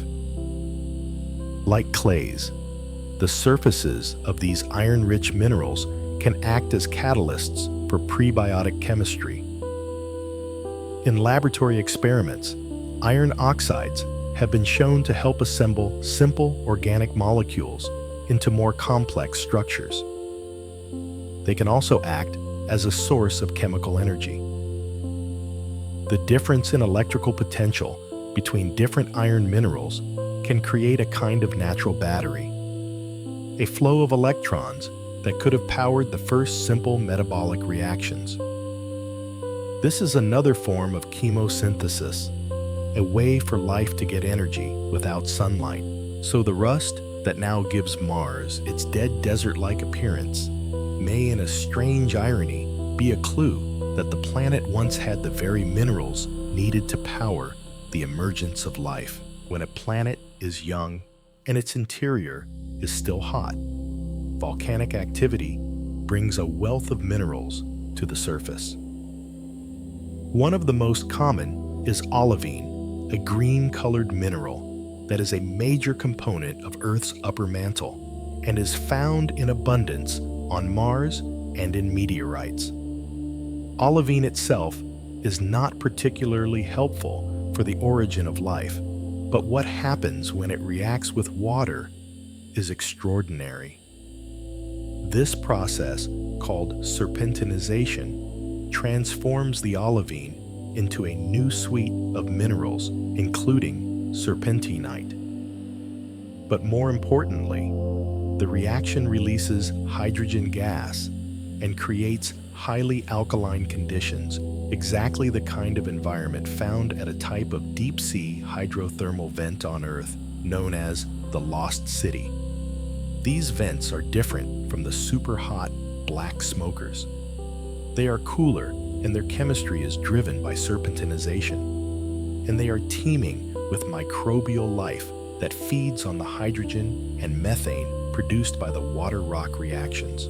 The fact that olivine is so common on rocky planets means that this same life-generating chemical process could be happening right now in the hidden oceans of Europa and Enceladus, or could have happened on ancient Mars. The simple green rock of olivine may be the engine for a quiet hidden biology, a deep-sea genesis powered by the slow, patient reaction of rock and water. The mineral that gives the process of serpentinization its name serpentinite is more than just a byproduct of a chemical reaction. It is a potential cradle for life in its own right. Serpentinite has a complex fibrous structure with a huge surface area, providing countless nooks and crannies where organic molecules can be trapped and concentrated. And the chemical reactions that form serpentinite not only produce hydrogen as a food source, but can also trigger the formation of simple organic molecules like methane and formate from dissolved carbon dioxide. In essence, the process of forming serpentinite can create both the habitat and the food for a simple microbial ecosystem, all from just rock and water. We find evidence of serpentinite on Mars, and it is almost certainly present on the seafloors of the ocean worlds of the outer solar system. It is another piece of the puzzle that suggests that the emergence of life may not require a special spark from the heavens, but may be a natural, almost inevitable consequence of the geology of a wet, rocky world. The very rocks themselves can become the engine of creation, the quiet mineral heart of a living planet. Life is not just a collection of ingredients. It is a process. It is a constant flow of energy and matter, a delicate chemical dance known as metabolism. And while we cannot yet see alien life directly, we can search for the subtle traces that its metabolism might leave behind, the chemical whispers in an atmosphere, the strange imbalances in an ocean, the faint fleeting signals that tell us something is alive.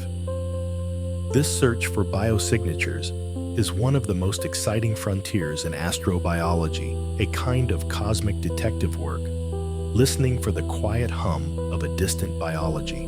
On Mars, one of the most tantalizing and frustrating of these whispers is methane.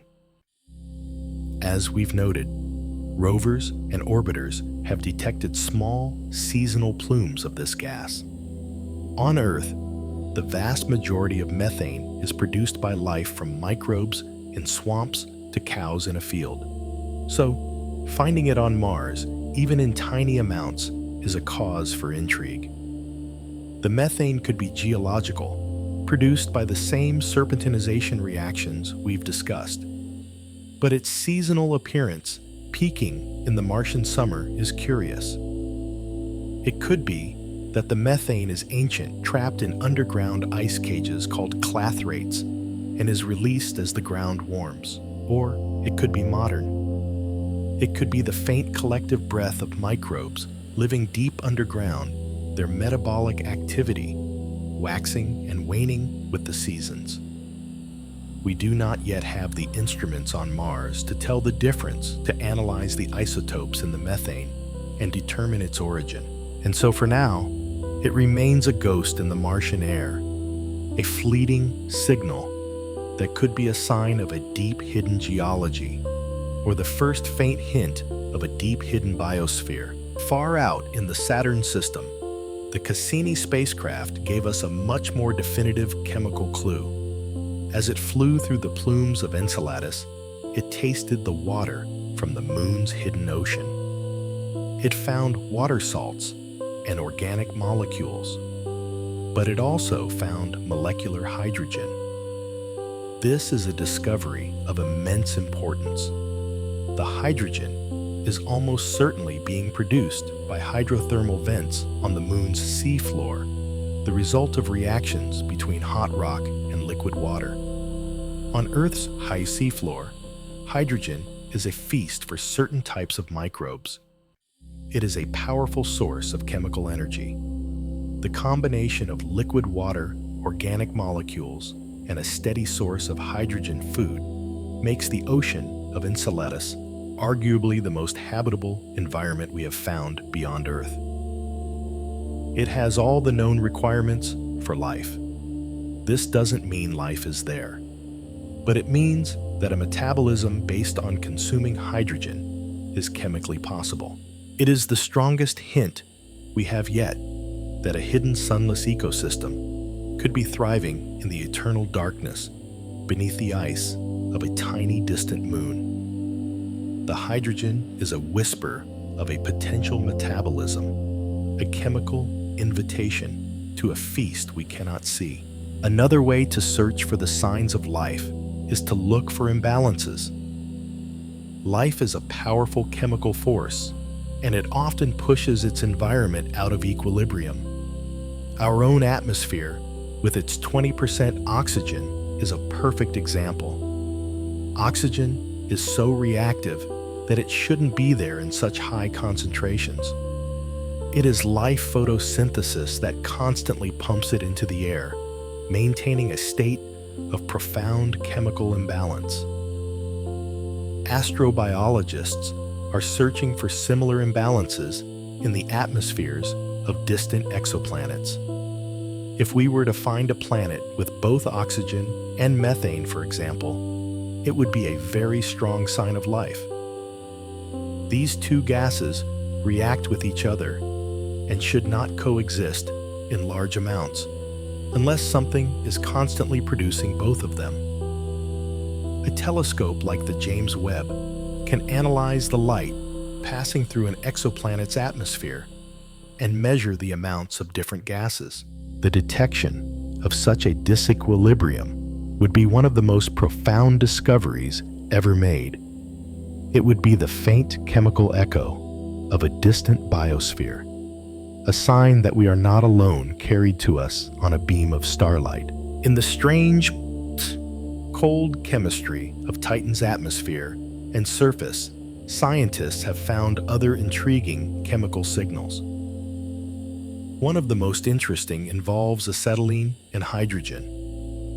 Models of Titan's atmosphere predict that sunlight should be constantly producing acetylene, which would rain down and coat the surface, and the solar wind should be delivering hydrogen. On the surface, these two chemicals should just sit there, but observations have shown that there seems to be less of both on the surface than expected. It is as if something is consuming them. One speculative but exciting possibility is that this is the signature of a metabolism. A strange methane-based life form could in theory breathe hydrogen and eat acetylene just as we breathe oxygen and eat sugars. This is exactly the kind of chemical imbalance that could be a biosignature. There are, of course, other non-biological explanations. The chemicals could be getting trapped or transformed by unknown geological or mineralogical processes. But the possibility of a hidden exotic biology on Titan is a powerful one. It reminds us that metabolism might not be limited to the water and oxygen chemistry we are familiar with, but could take on strange new forms in the cold, hazy twilight of an alien moon. Another simple molecule that can be a stepping stone to more complex chemistry and a potential biosignature in its own right is acetaldehyde. It is an organic molecule, and on Earth, it is a common byproduct of fermentation and other metabolic processes. Astronomers have detected acetaldehyde in the vast molecular cloud Sagittarius B2, a giant star-forming region near the center of our galaxy. This tells us that this ingredient, which is part of the chemical pathway to both energy and more complex molecules, is being formed naturally in interstellar space. Finding it on a planet or moon would be another interesting clue. Its presence in an atmosphere could be a sign of certain types of metabolic reactions. It is a more complex molecule than methane, and so its presence would be another piece in the puzzle, another chemical letter in the alphabet of astrobiology. Like so many of these ingredients, its presence alone is not proof of life, but it is another indication that the universe is rich in the very chemicals that life itself uses, and that the line between complex but non-living chemistry and the first simple stirrings of biology may be a very fine one indeed. The story of life is not just one of chemistry. It is also a story of physics. For the delicate dance of molecules to begin and endure, the stage itself must be set just right. The fundamental laws and constants of the universe, the very rules that govern matter and energy, create the conditions that make habitability possible. These are the deepest and most universal ingredients of all the invisible forces and stable parameters that allow for a cosmos where stars can shine, planets can form, and life can have a chance to take root. The most familiar of these forces, and perhaps the most important, is gravity. It is gravity that pulls together the first clouds of gas to form stars. It is gravity that gathers the dust and pebbles in a protoplanetary disk to build worlds. And it is gravity that holds a planet together, holds an atmosphere to its surface, and holds an ocean in its basin. But it is a force of delicate balance. If gravity were much stronger, stars would burn too hot and too fast, leaving no time for life to evolve on their planets. The universe itself might have collapsed back in on itself long ago. If gravity were much weaker, stars might never ignite and planets might never form. The very structure of the cosmos depends on the precise strength of this fundamental force. When we look for habitable worlds, we are looking for planets with enough gravity to hold on to an atmosphere and liquid water, but not so much that it crushes all possibility of complex life. Gravity is the silent sculptor of the universe, the quiet, persistent force that creates the very homes where life might arise. For the complex chemistry of life to unfold, it needs a stable environment, and nothing is more important for that stability than temperature. Most chemical reactions are highly sensitive to temperature. Too cold, and reactions slow to a crawl-locking molecules in a frozen stasis. Too hot, and the delicate bonds of complex molecules like proteins and DNA are torn apart. This is why the concept of the habitable zone, or Goldilocks zone, is so central to the search for life. It is that narrow orbital band around a star where a planet's surface temperature is just right for liquid water to exist. But even within that zone, a planet needs a way to regulate its temperature. On Earth, our atmosphere and oceans act as a great thermal buffer, distributing heat from the equator to the poles and preventing wild swings in temperature between day and night. A planet without an atmosphere, like Mercury, experiences extreme temperature changes. A planet with too thick an atmosphere, like Venus, becomes an oven. A stable temperature, maintained over billions of years, is one of the most precious and perhaps rarest of cosmic ingredients. It is the long, gentle warmth that gives life the time it needs to begin its slow, patient climb toward complexity. The rhythm of day and night and the gentle unfolding of the seasons are such a fundamental part of life on Earth that we often take them for granted. But these cycles are also key ingredients for a habitable world. A planet's tilt or obliquity is what causes seasons. Earth's tilt of 23.5 degrees ensures that most of the planet receives a moderate and cyclical distribution of solar energy throughout the year. A planet with no tilt would have permanent climate zones, a hot equator, frozen poles, and no seasons in between. A planet with an extreme tilt like Uranus would experience bizarre and extreme seasons with one pole facing the sun for decades, while the other is plunged into a long, dark winter. The length of a planet's day also matters. A planet that rotates too slowly would have scorching days and frigid nights. A planet that rotates too quickly might have extreme winds. The gentle 24-hour cycle of Earth, stabilized over eons by the gravitational pull of our large moon, has provided a stable and predictable rhythm for life to adapt to. These cycles of light and dark, of warmth and cold, are the quiet celestial clockwork that sets the tempo for a living world.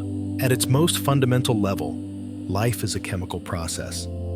And for chemistry to happen efficiently, it needs a medium, a liquid solvent in which molecules can dissolve, move around, and interact. On Earth, that liquid is water. Its ability to dissolve a vast range of substances, its role in facilitating chemical reactions, and its unique thermal properties make it the perfect medium for the kind of life we know. But as we have seen, it may not be the only one. The liquid methane and ethane on Titan could serve as a solvent for a very different kind of biology. The subsurface oceans of Europa and Enceladus are made of water, but it is a salty, mineral-rich water, a different kind of chemical environment. Some have even speculated about life in the clouds of Venus, in droplets of sulfuric acid, or in supercritical fluids deep within gas giants. The specific liquid may be less important than the simple fact that a liquid exists. A liquid medium provides the gentle fluidic environment that allows for the dance of creation, for simple molecules to meet, to react, to link together, and to begin the long journey toward life. The presence of a stable liquid on a world, whether it is water, methane, or something more exotic, is one of the most hopeful signs we can find. All of these ingredients, gravity, temperature cycles, and solvents, come together in the concept of the Goldilocks zone. But this zone is more than just a specific distance from a star. It is a more complex and holistic idea of a just right environment. There is the stellar habitable zone based on temperature, but there may also be a galactic habitable zone. Regions of the galaxy too close to the center may be dangerous with too much radiation and too many disruptive gravitational encounters. Regions too far out may be too poor in the heavy elements needed to form rocky planets. Our solar system seems to be in a quiet, stable neighborhood of the Milky Way, a galactic Goldilocks zone. And the concept can be extended further. A planet needs to be the right size, the Goldilocks size, to hold an atmosphere but not become a gas giant. It needs the right amount of water, the Goldilocks amount to have oceans, but not be a featureless water world. The search for life is a search for this delicate, multi-layered balance. It is a search for a world that is not a world of extremes, but a world of moderation, a gentle, quiet place where all the universal constants have conspired to create a haven for complexity. Life is not a static event. It is a rhythm. It is a series of cycles from the fast pulse of a heartbeat to the slow, deep breath of a planet's climate. For life to persist over the vast timescales of evolution, it needs a world with its own stable rhythms, a predictable clockwork of days, seasons, and geological processes. These cycles create the reliable and repeating conditions that allow life to adapt, to specialize, and to thrive. The search for extraterrestrial life is not just a search for habitable places, but for habitable moments, for worlds that have found their steady, life-sustaining pulse. The most fundamental of these rhythms is the day-night cycle created by a planet's rotation on its axis. This simple spinning motion governs everything from temperature to the availability of light. On Earth, the 24-hour cycle has driven the evolution of countless behaviors, the sleep-wake cycles of animals, the daily opening and closing of flowers, the migration patterns of birds.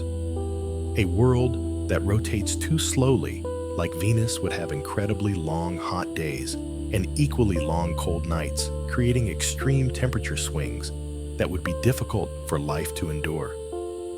A world that is tidally locked to its star, always showing the same face to its sun, would have one side in perpetual daylight and the other in eternal night. Life might huddle in the Terminator zone, the twilight band between these two extremes, but the environment would be a challenging one.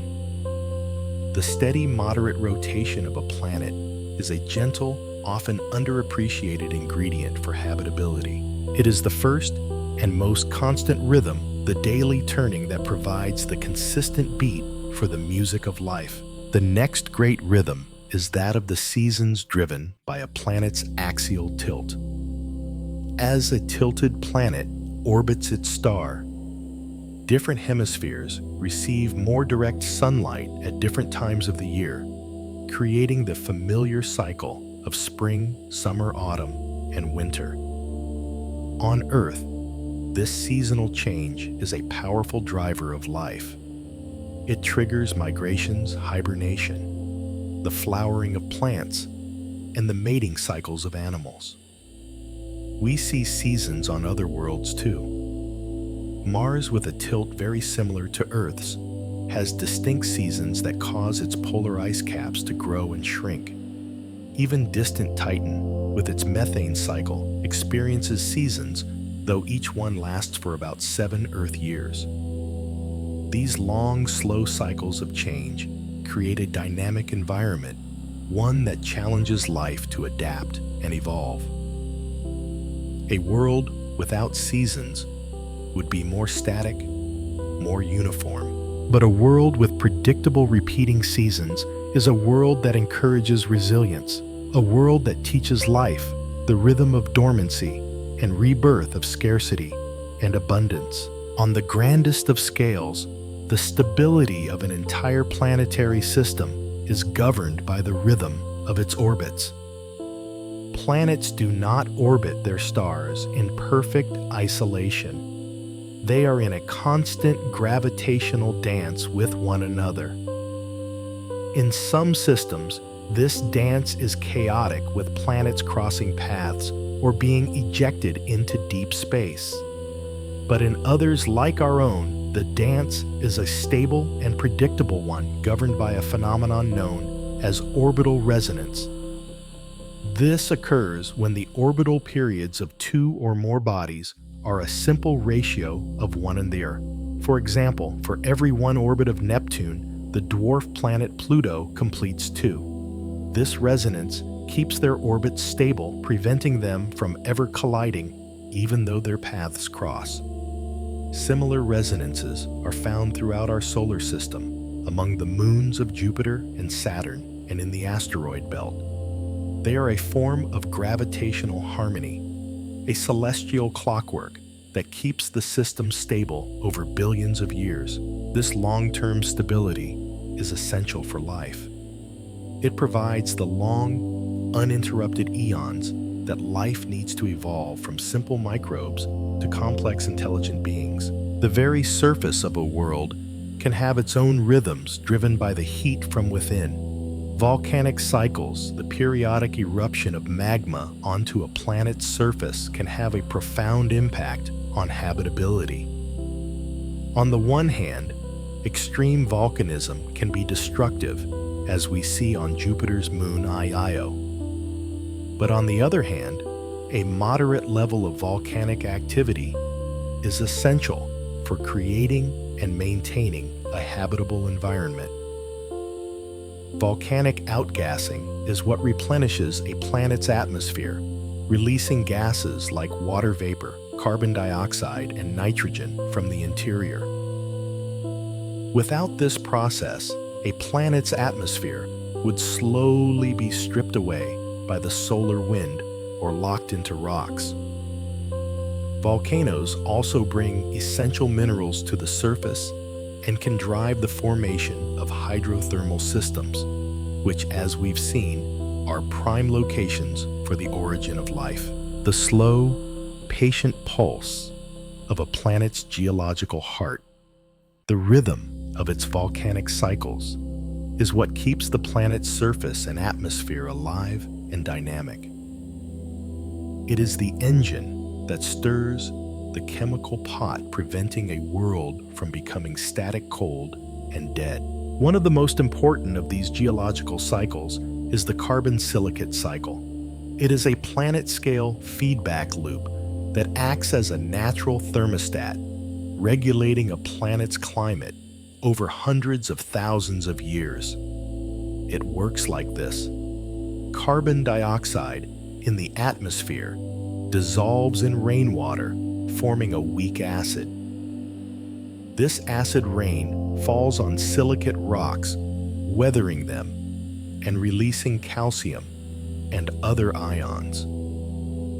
These ions flow into the oceans, where they combine with dissolved carbon to form carbonate minerals like limestone. This process locks carbon away in rocks on the sea floor. Over millions of years, plate tectonics carries these rocks down into the Earth's mantle, where they are heated, and the carbon is released as carbon dioxide through volcanic eruptions, returning to the atmosphere and starting the cycle anew.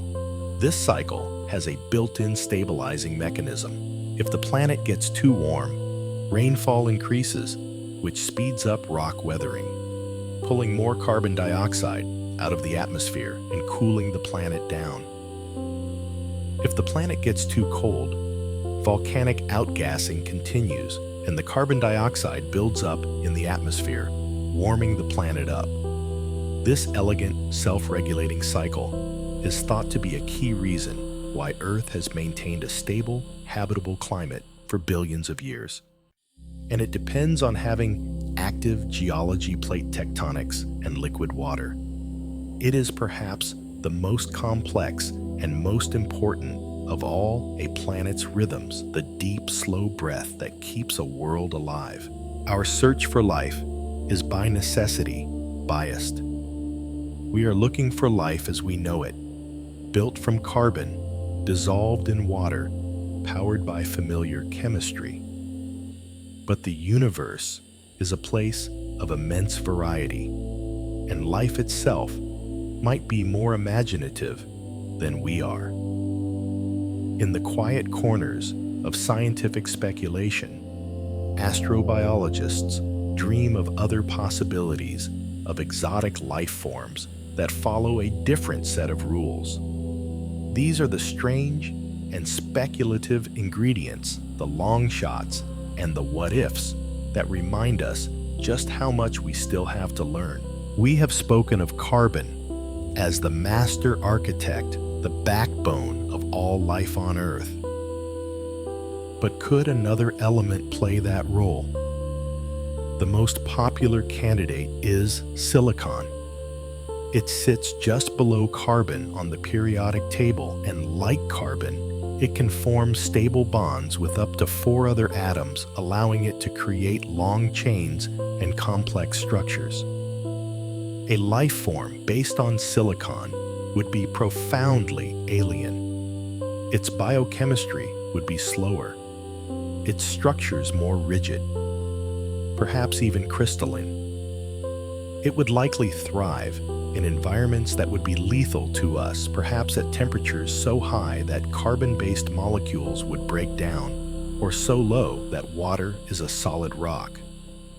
Science fiction is filled with images of silicon-based life, from rock monsters to crystalline beings.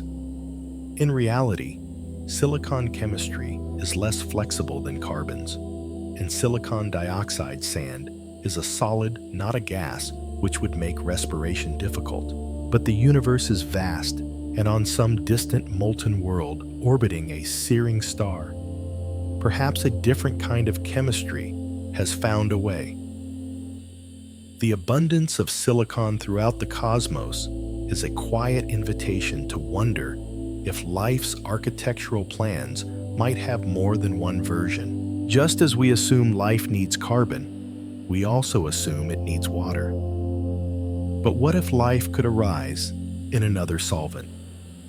We've explored the methane seas of Titan. Another compelling alternative is ammonia. Like water, ammonia is a polar molecule, meaning it can dissolve many other substances, but it remains liquid at much colder temperatures, from 78 to 33 degrees Celsius. This opens up the possibility of life on frigid worlds far outside the traditional habitable zone. A creature living in an ammonia ocean would have a very different biochemistry. Certain chemical reactions would run more slowly, and the very membranes of its cells would have to be redesigned. But the basic principles could be the same.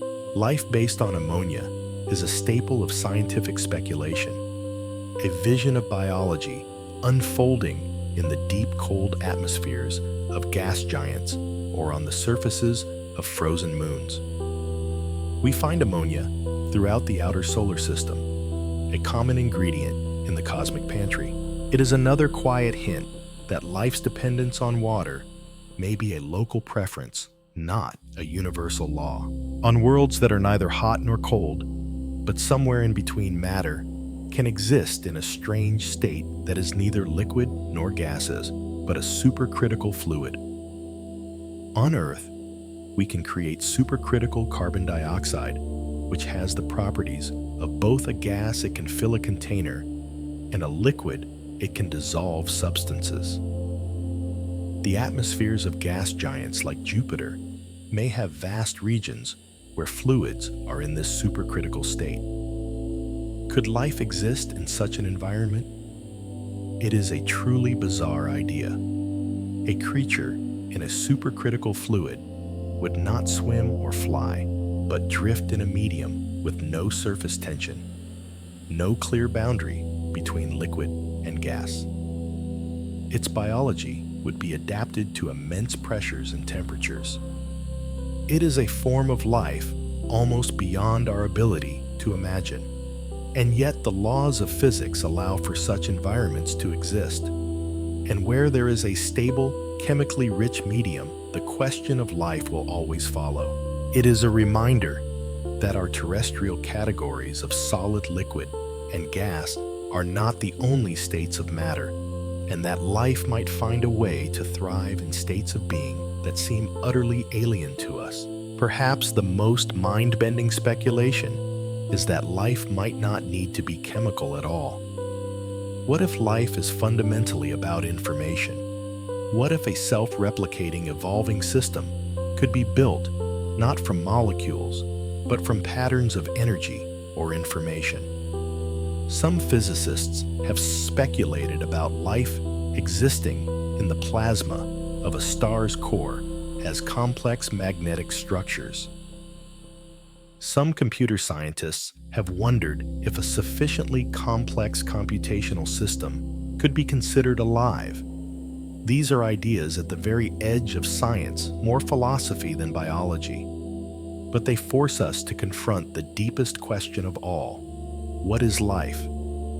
Is it a specific kind of chemistry, or is it a process, a pattern that can manifest in any medium that is complex enough to support it? We do not have the answer, but the speculation itself is a valuable ingredient. It is the curiosity that pushes us to look beyond the familiar, to wonder if the universe might be alive in ways we have not yet learned to recognize. Even within the realm of chemistry, there are other, more obscure possibilities. Boron, for example, has a complex and versatile chemistry capable of forming strong, covalent bonds like carbon.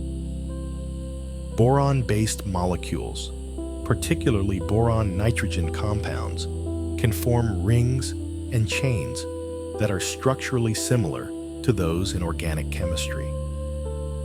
Similarly, some have proposed a role for arsenic in life's biochemistry. On Earth, arsenic is a poison because it can substitute for phosphorus in our cells, disrupting metabolism. But in 2010, a controversial study suggested that a microbe had been found in an arsenic-rich lake that had incorporated arsenic into its very DNA. While that claim has been largely debunked, it sparked a fascinating conversation. Could life on another world have adapted to use an element that is toxic to us as a fundamental building block? These are the outliers, the chemical long shots, but they are important because they remind us that the periodic table is a vast palette of possibilities, and that life in its relentless drive to exist may have learned to paint with colors we have never seen. The ingredients for life, from the simplest atoms to the most complex organic molecules, are not created in the same places where life begins. They are forged in stars, assembled in interstellar clouds, and mixed in the chaotic nurseries of young solar systems. For these ingredients to find their way to a habitable world, the universe needs a delivery system. It needs a way to transport water, carbon, and the precursors of biology across the vast distances of space. This cosmic delivery system is a crucial and often violent part of the story of life. The most famous of these cosmic messengers are comets, often described as dirty snowballs.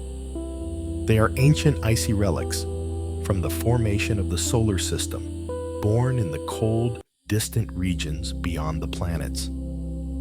They are composed of a mixture of water, ice-frozen gases like carbon dioxide, and ammonia and dust that is rich in organic molecules. For billions of years, most comets remain in a stable, frozen orbit in the Oort cloud, a vast spherical shell surrounding our solar system. But occasionally, a gravitational nudge from a passing star can send one of these comets hurtling toward the inner solar system. As it approaches the sun, its ices begin to vaporize, creating a beautiful glowing coma and a long streaming tail. In the early days of the solar system, impacts from comets were frequent and powerful, and each impact was a delivery. Comets may have brought a significant portion of the water that now fills Earth's oceans, and locked within their icy hearts, they carried the same complex organic molecules, amino acids, nucleobases, the very building blocks of life that we now find in meteorites. Each cometary impact was a moment of creation disguised as destruction, a seeding of a young, barren world with the ingredients from the cold, dark frontier. While comets are icy, asteroids are rocky.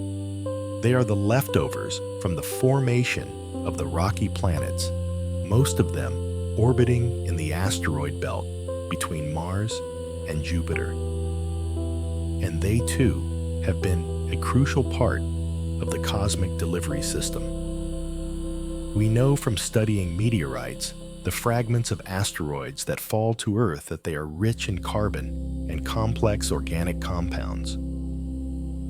The Murchison meteorite is a perfect example, a stony time capsule filled with the precursors of biology. Like comets, asteroids were a common source of impacts on the early Earth. And each impact delivered not only rock and metal, but also a precious cargo of organic molecules.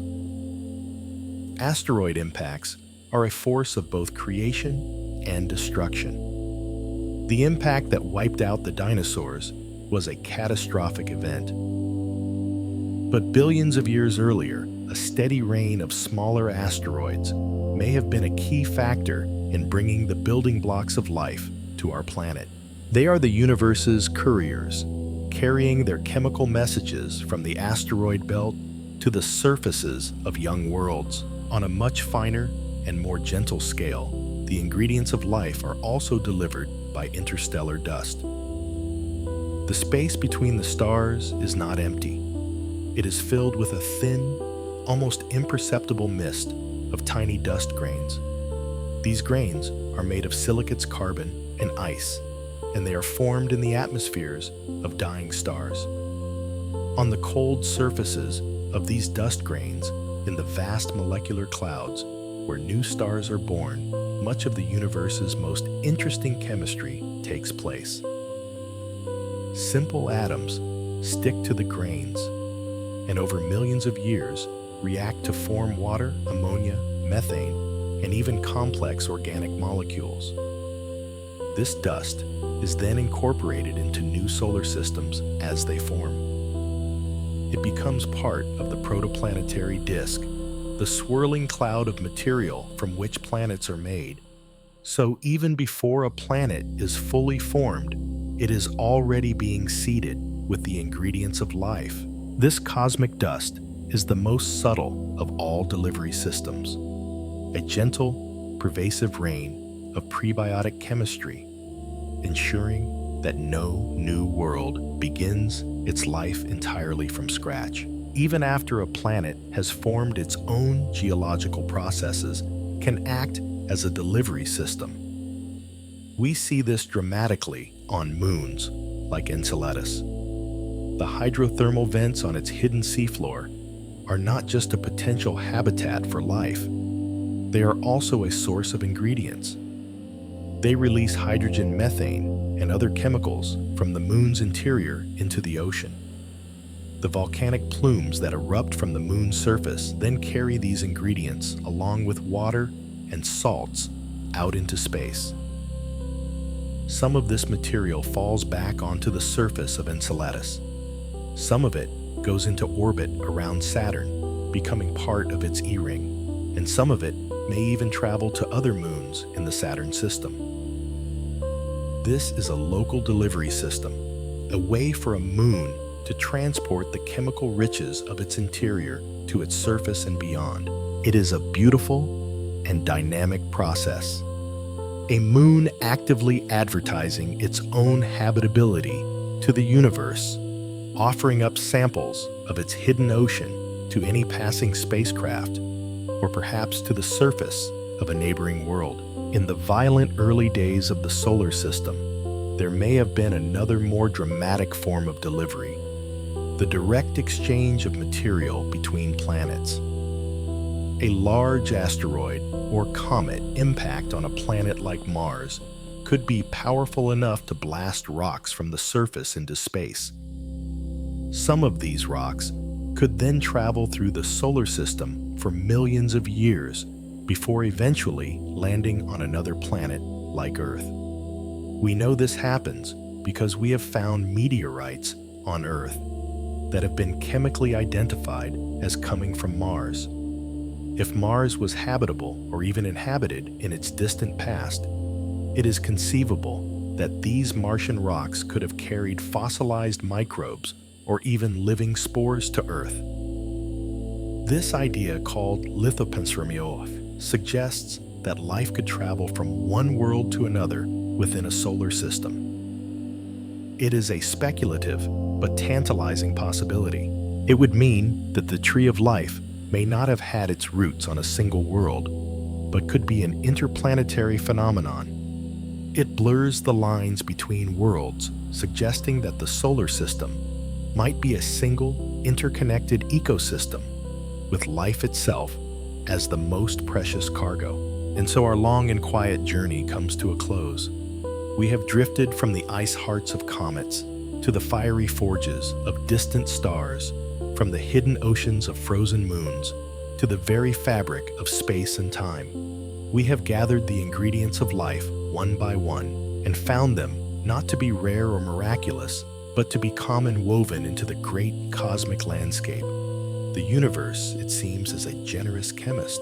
The very elements that form the core of our biology, carbon, hydrogen, nitrogen, oxygen, phosphorus, and sulfur, often remembered by the acronym HNOPS, are among the most abundant in the universe after hydrogen and helium. They are the natural and inevitable products of stellar evolution. Stars live, stars die, and in their final generous act, they seed the cosmos with the raw materials of creation. The universe did not have to be this way. It could have been a place filled only with light elements, a cosmos of simple, unchanging chemistry. But instead, it is a place of constant renewal, where the ashes of one generation of stars become the building blocks of the next. The fact that the most essential elements for life are also among the most common is perhaps the most profound and hopeful ingredient of all. It is the quiet foundational promise upon which all other possibilities are built, and it is not just the elements themselves, but the way they interact that makes life possible.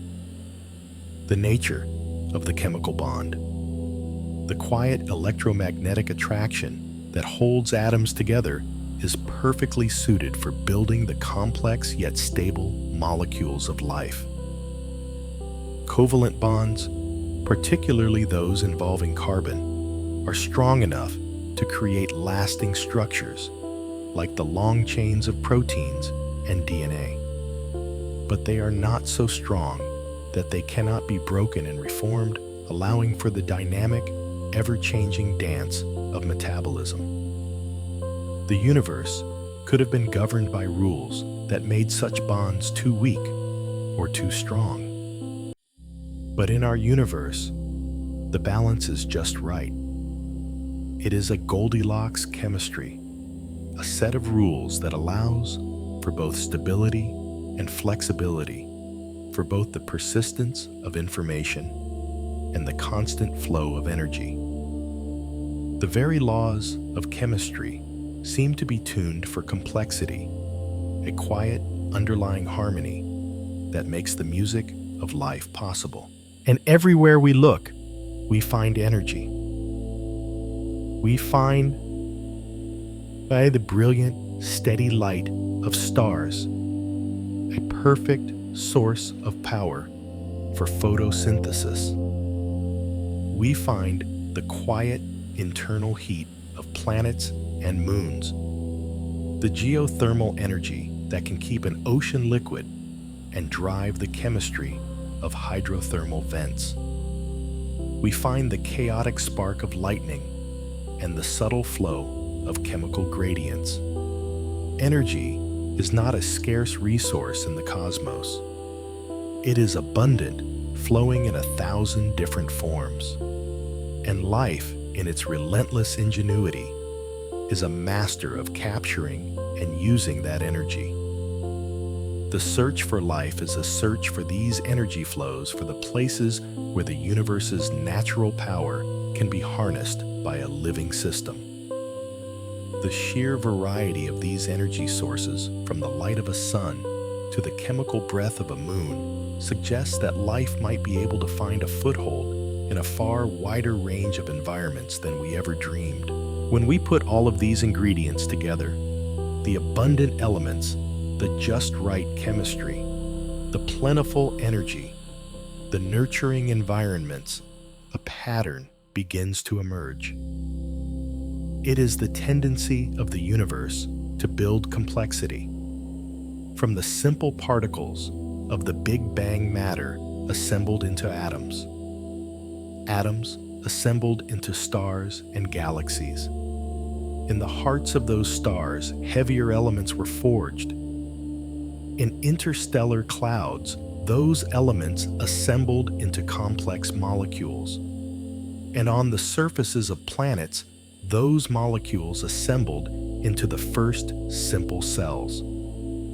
At every stage, the universe seems to have a built-in bias toward creating more intricate, more organized structures. This is not a mystical force, but the natural outcome of the laws of physics and chemistry playing out over billions of years. Life is not a struggle against the universe. It is an expression of it. It is the universe's own tendency toward complexity, flowering in a brief, luminous moment on the surface of a small, quiet world. And now, as our journey ends, let your thoughts come to rest here in this quiet realization. You are not just an observer of this cosmic story.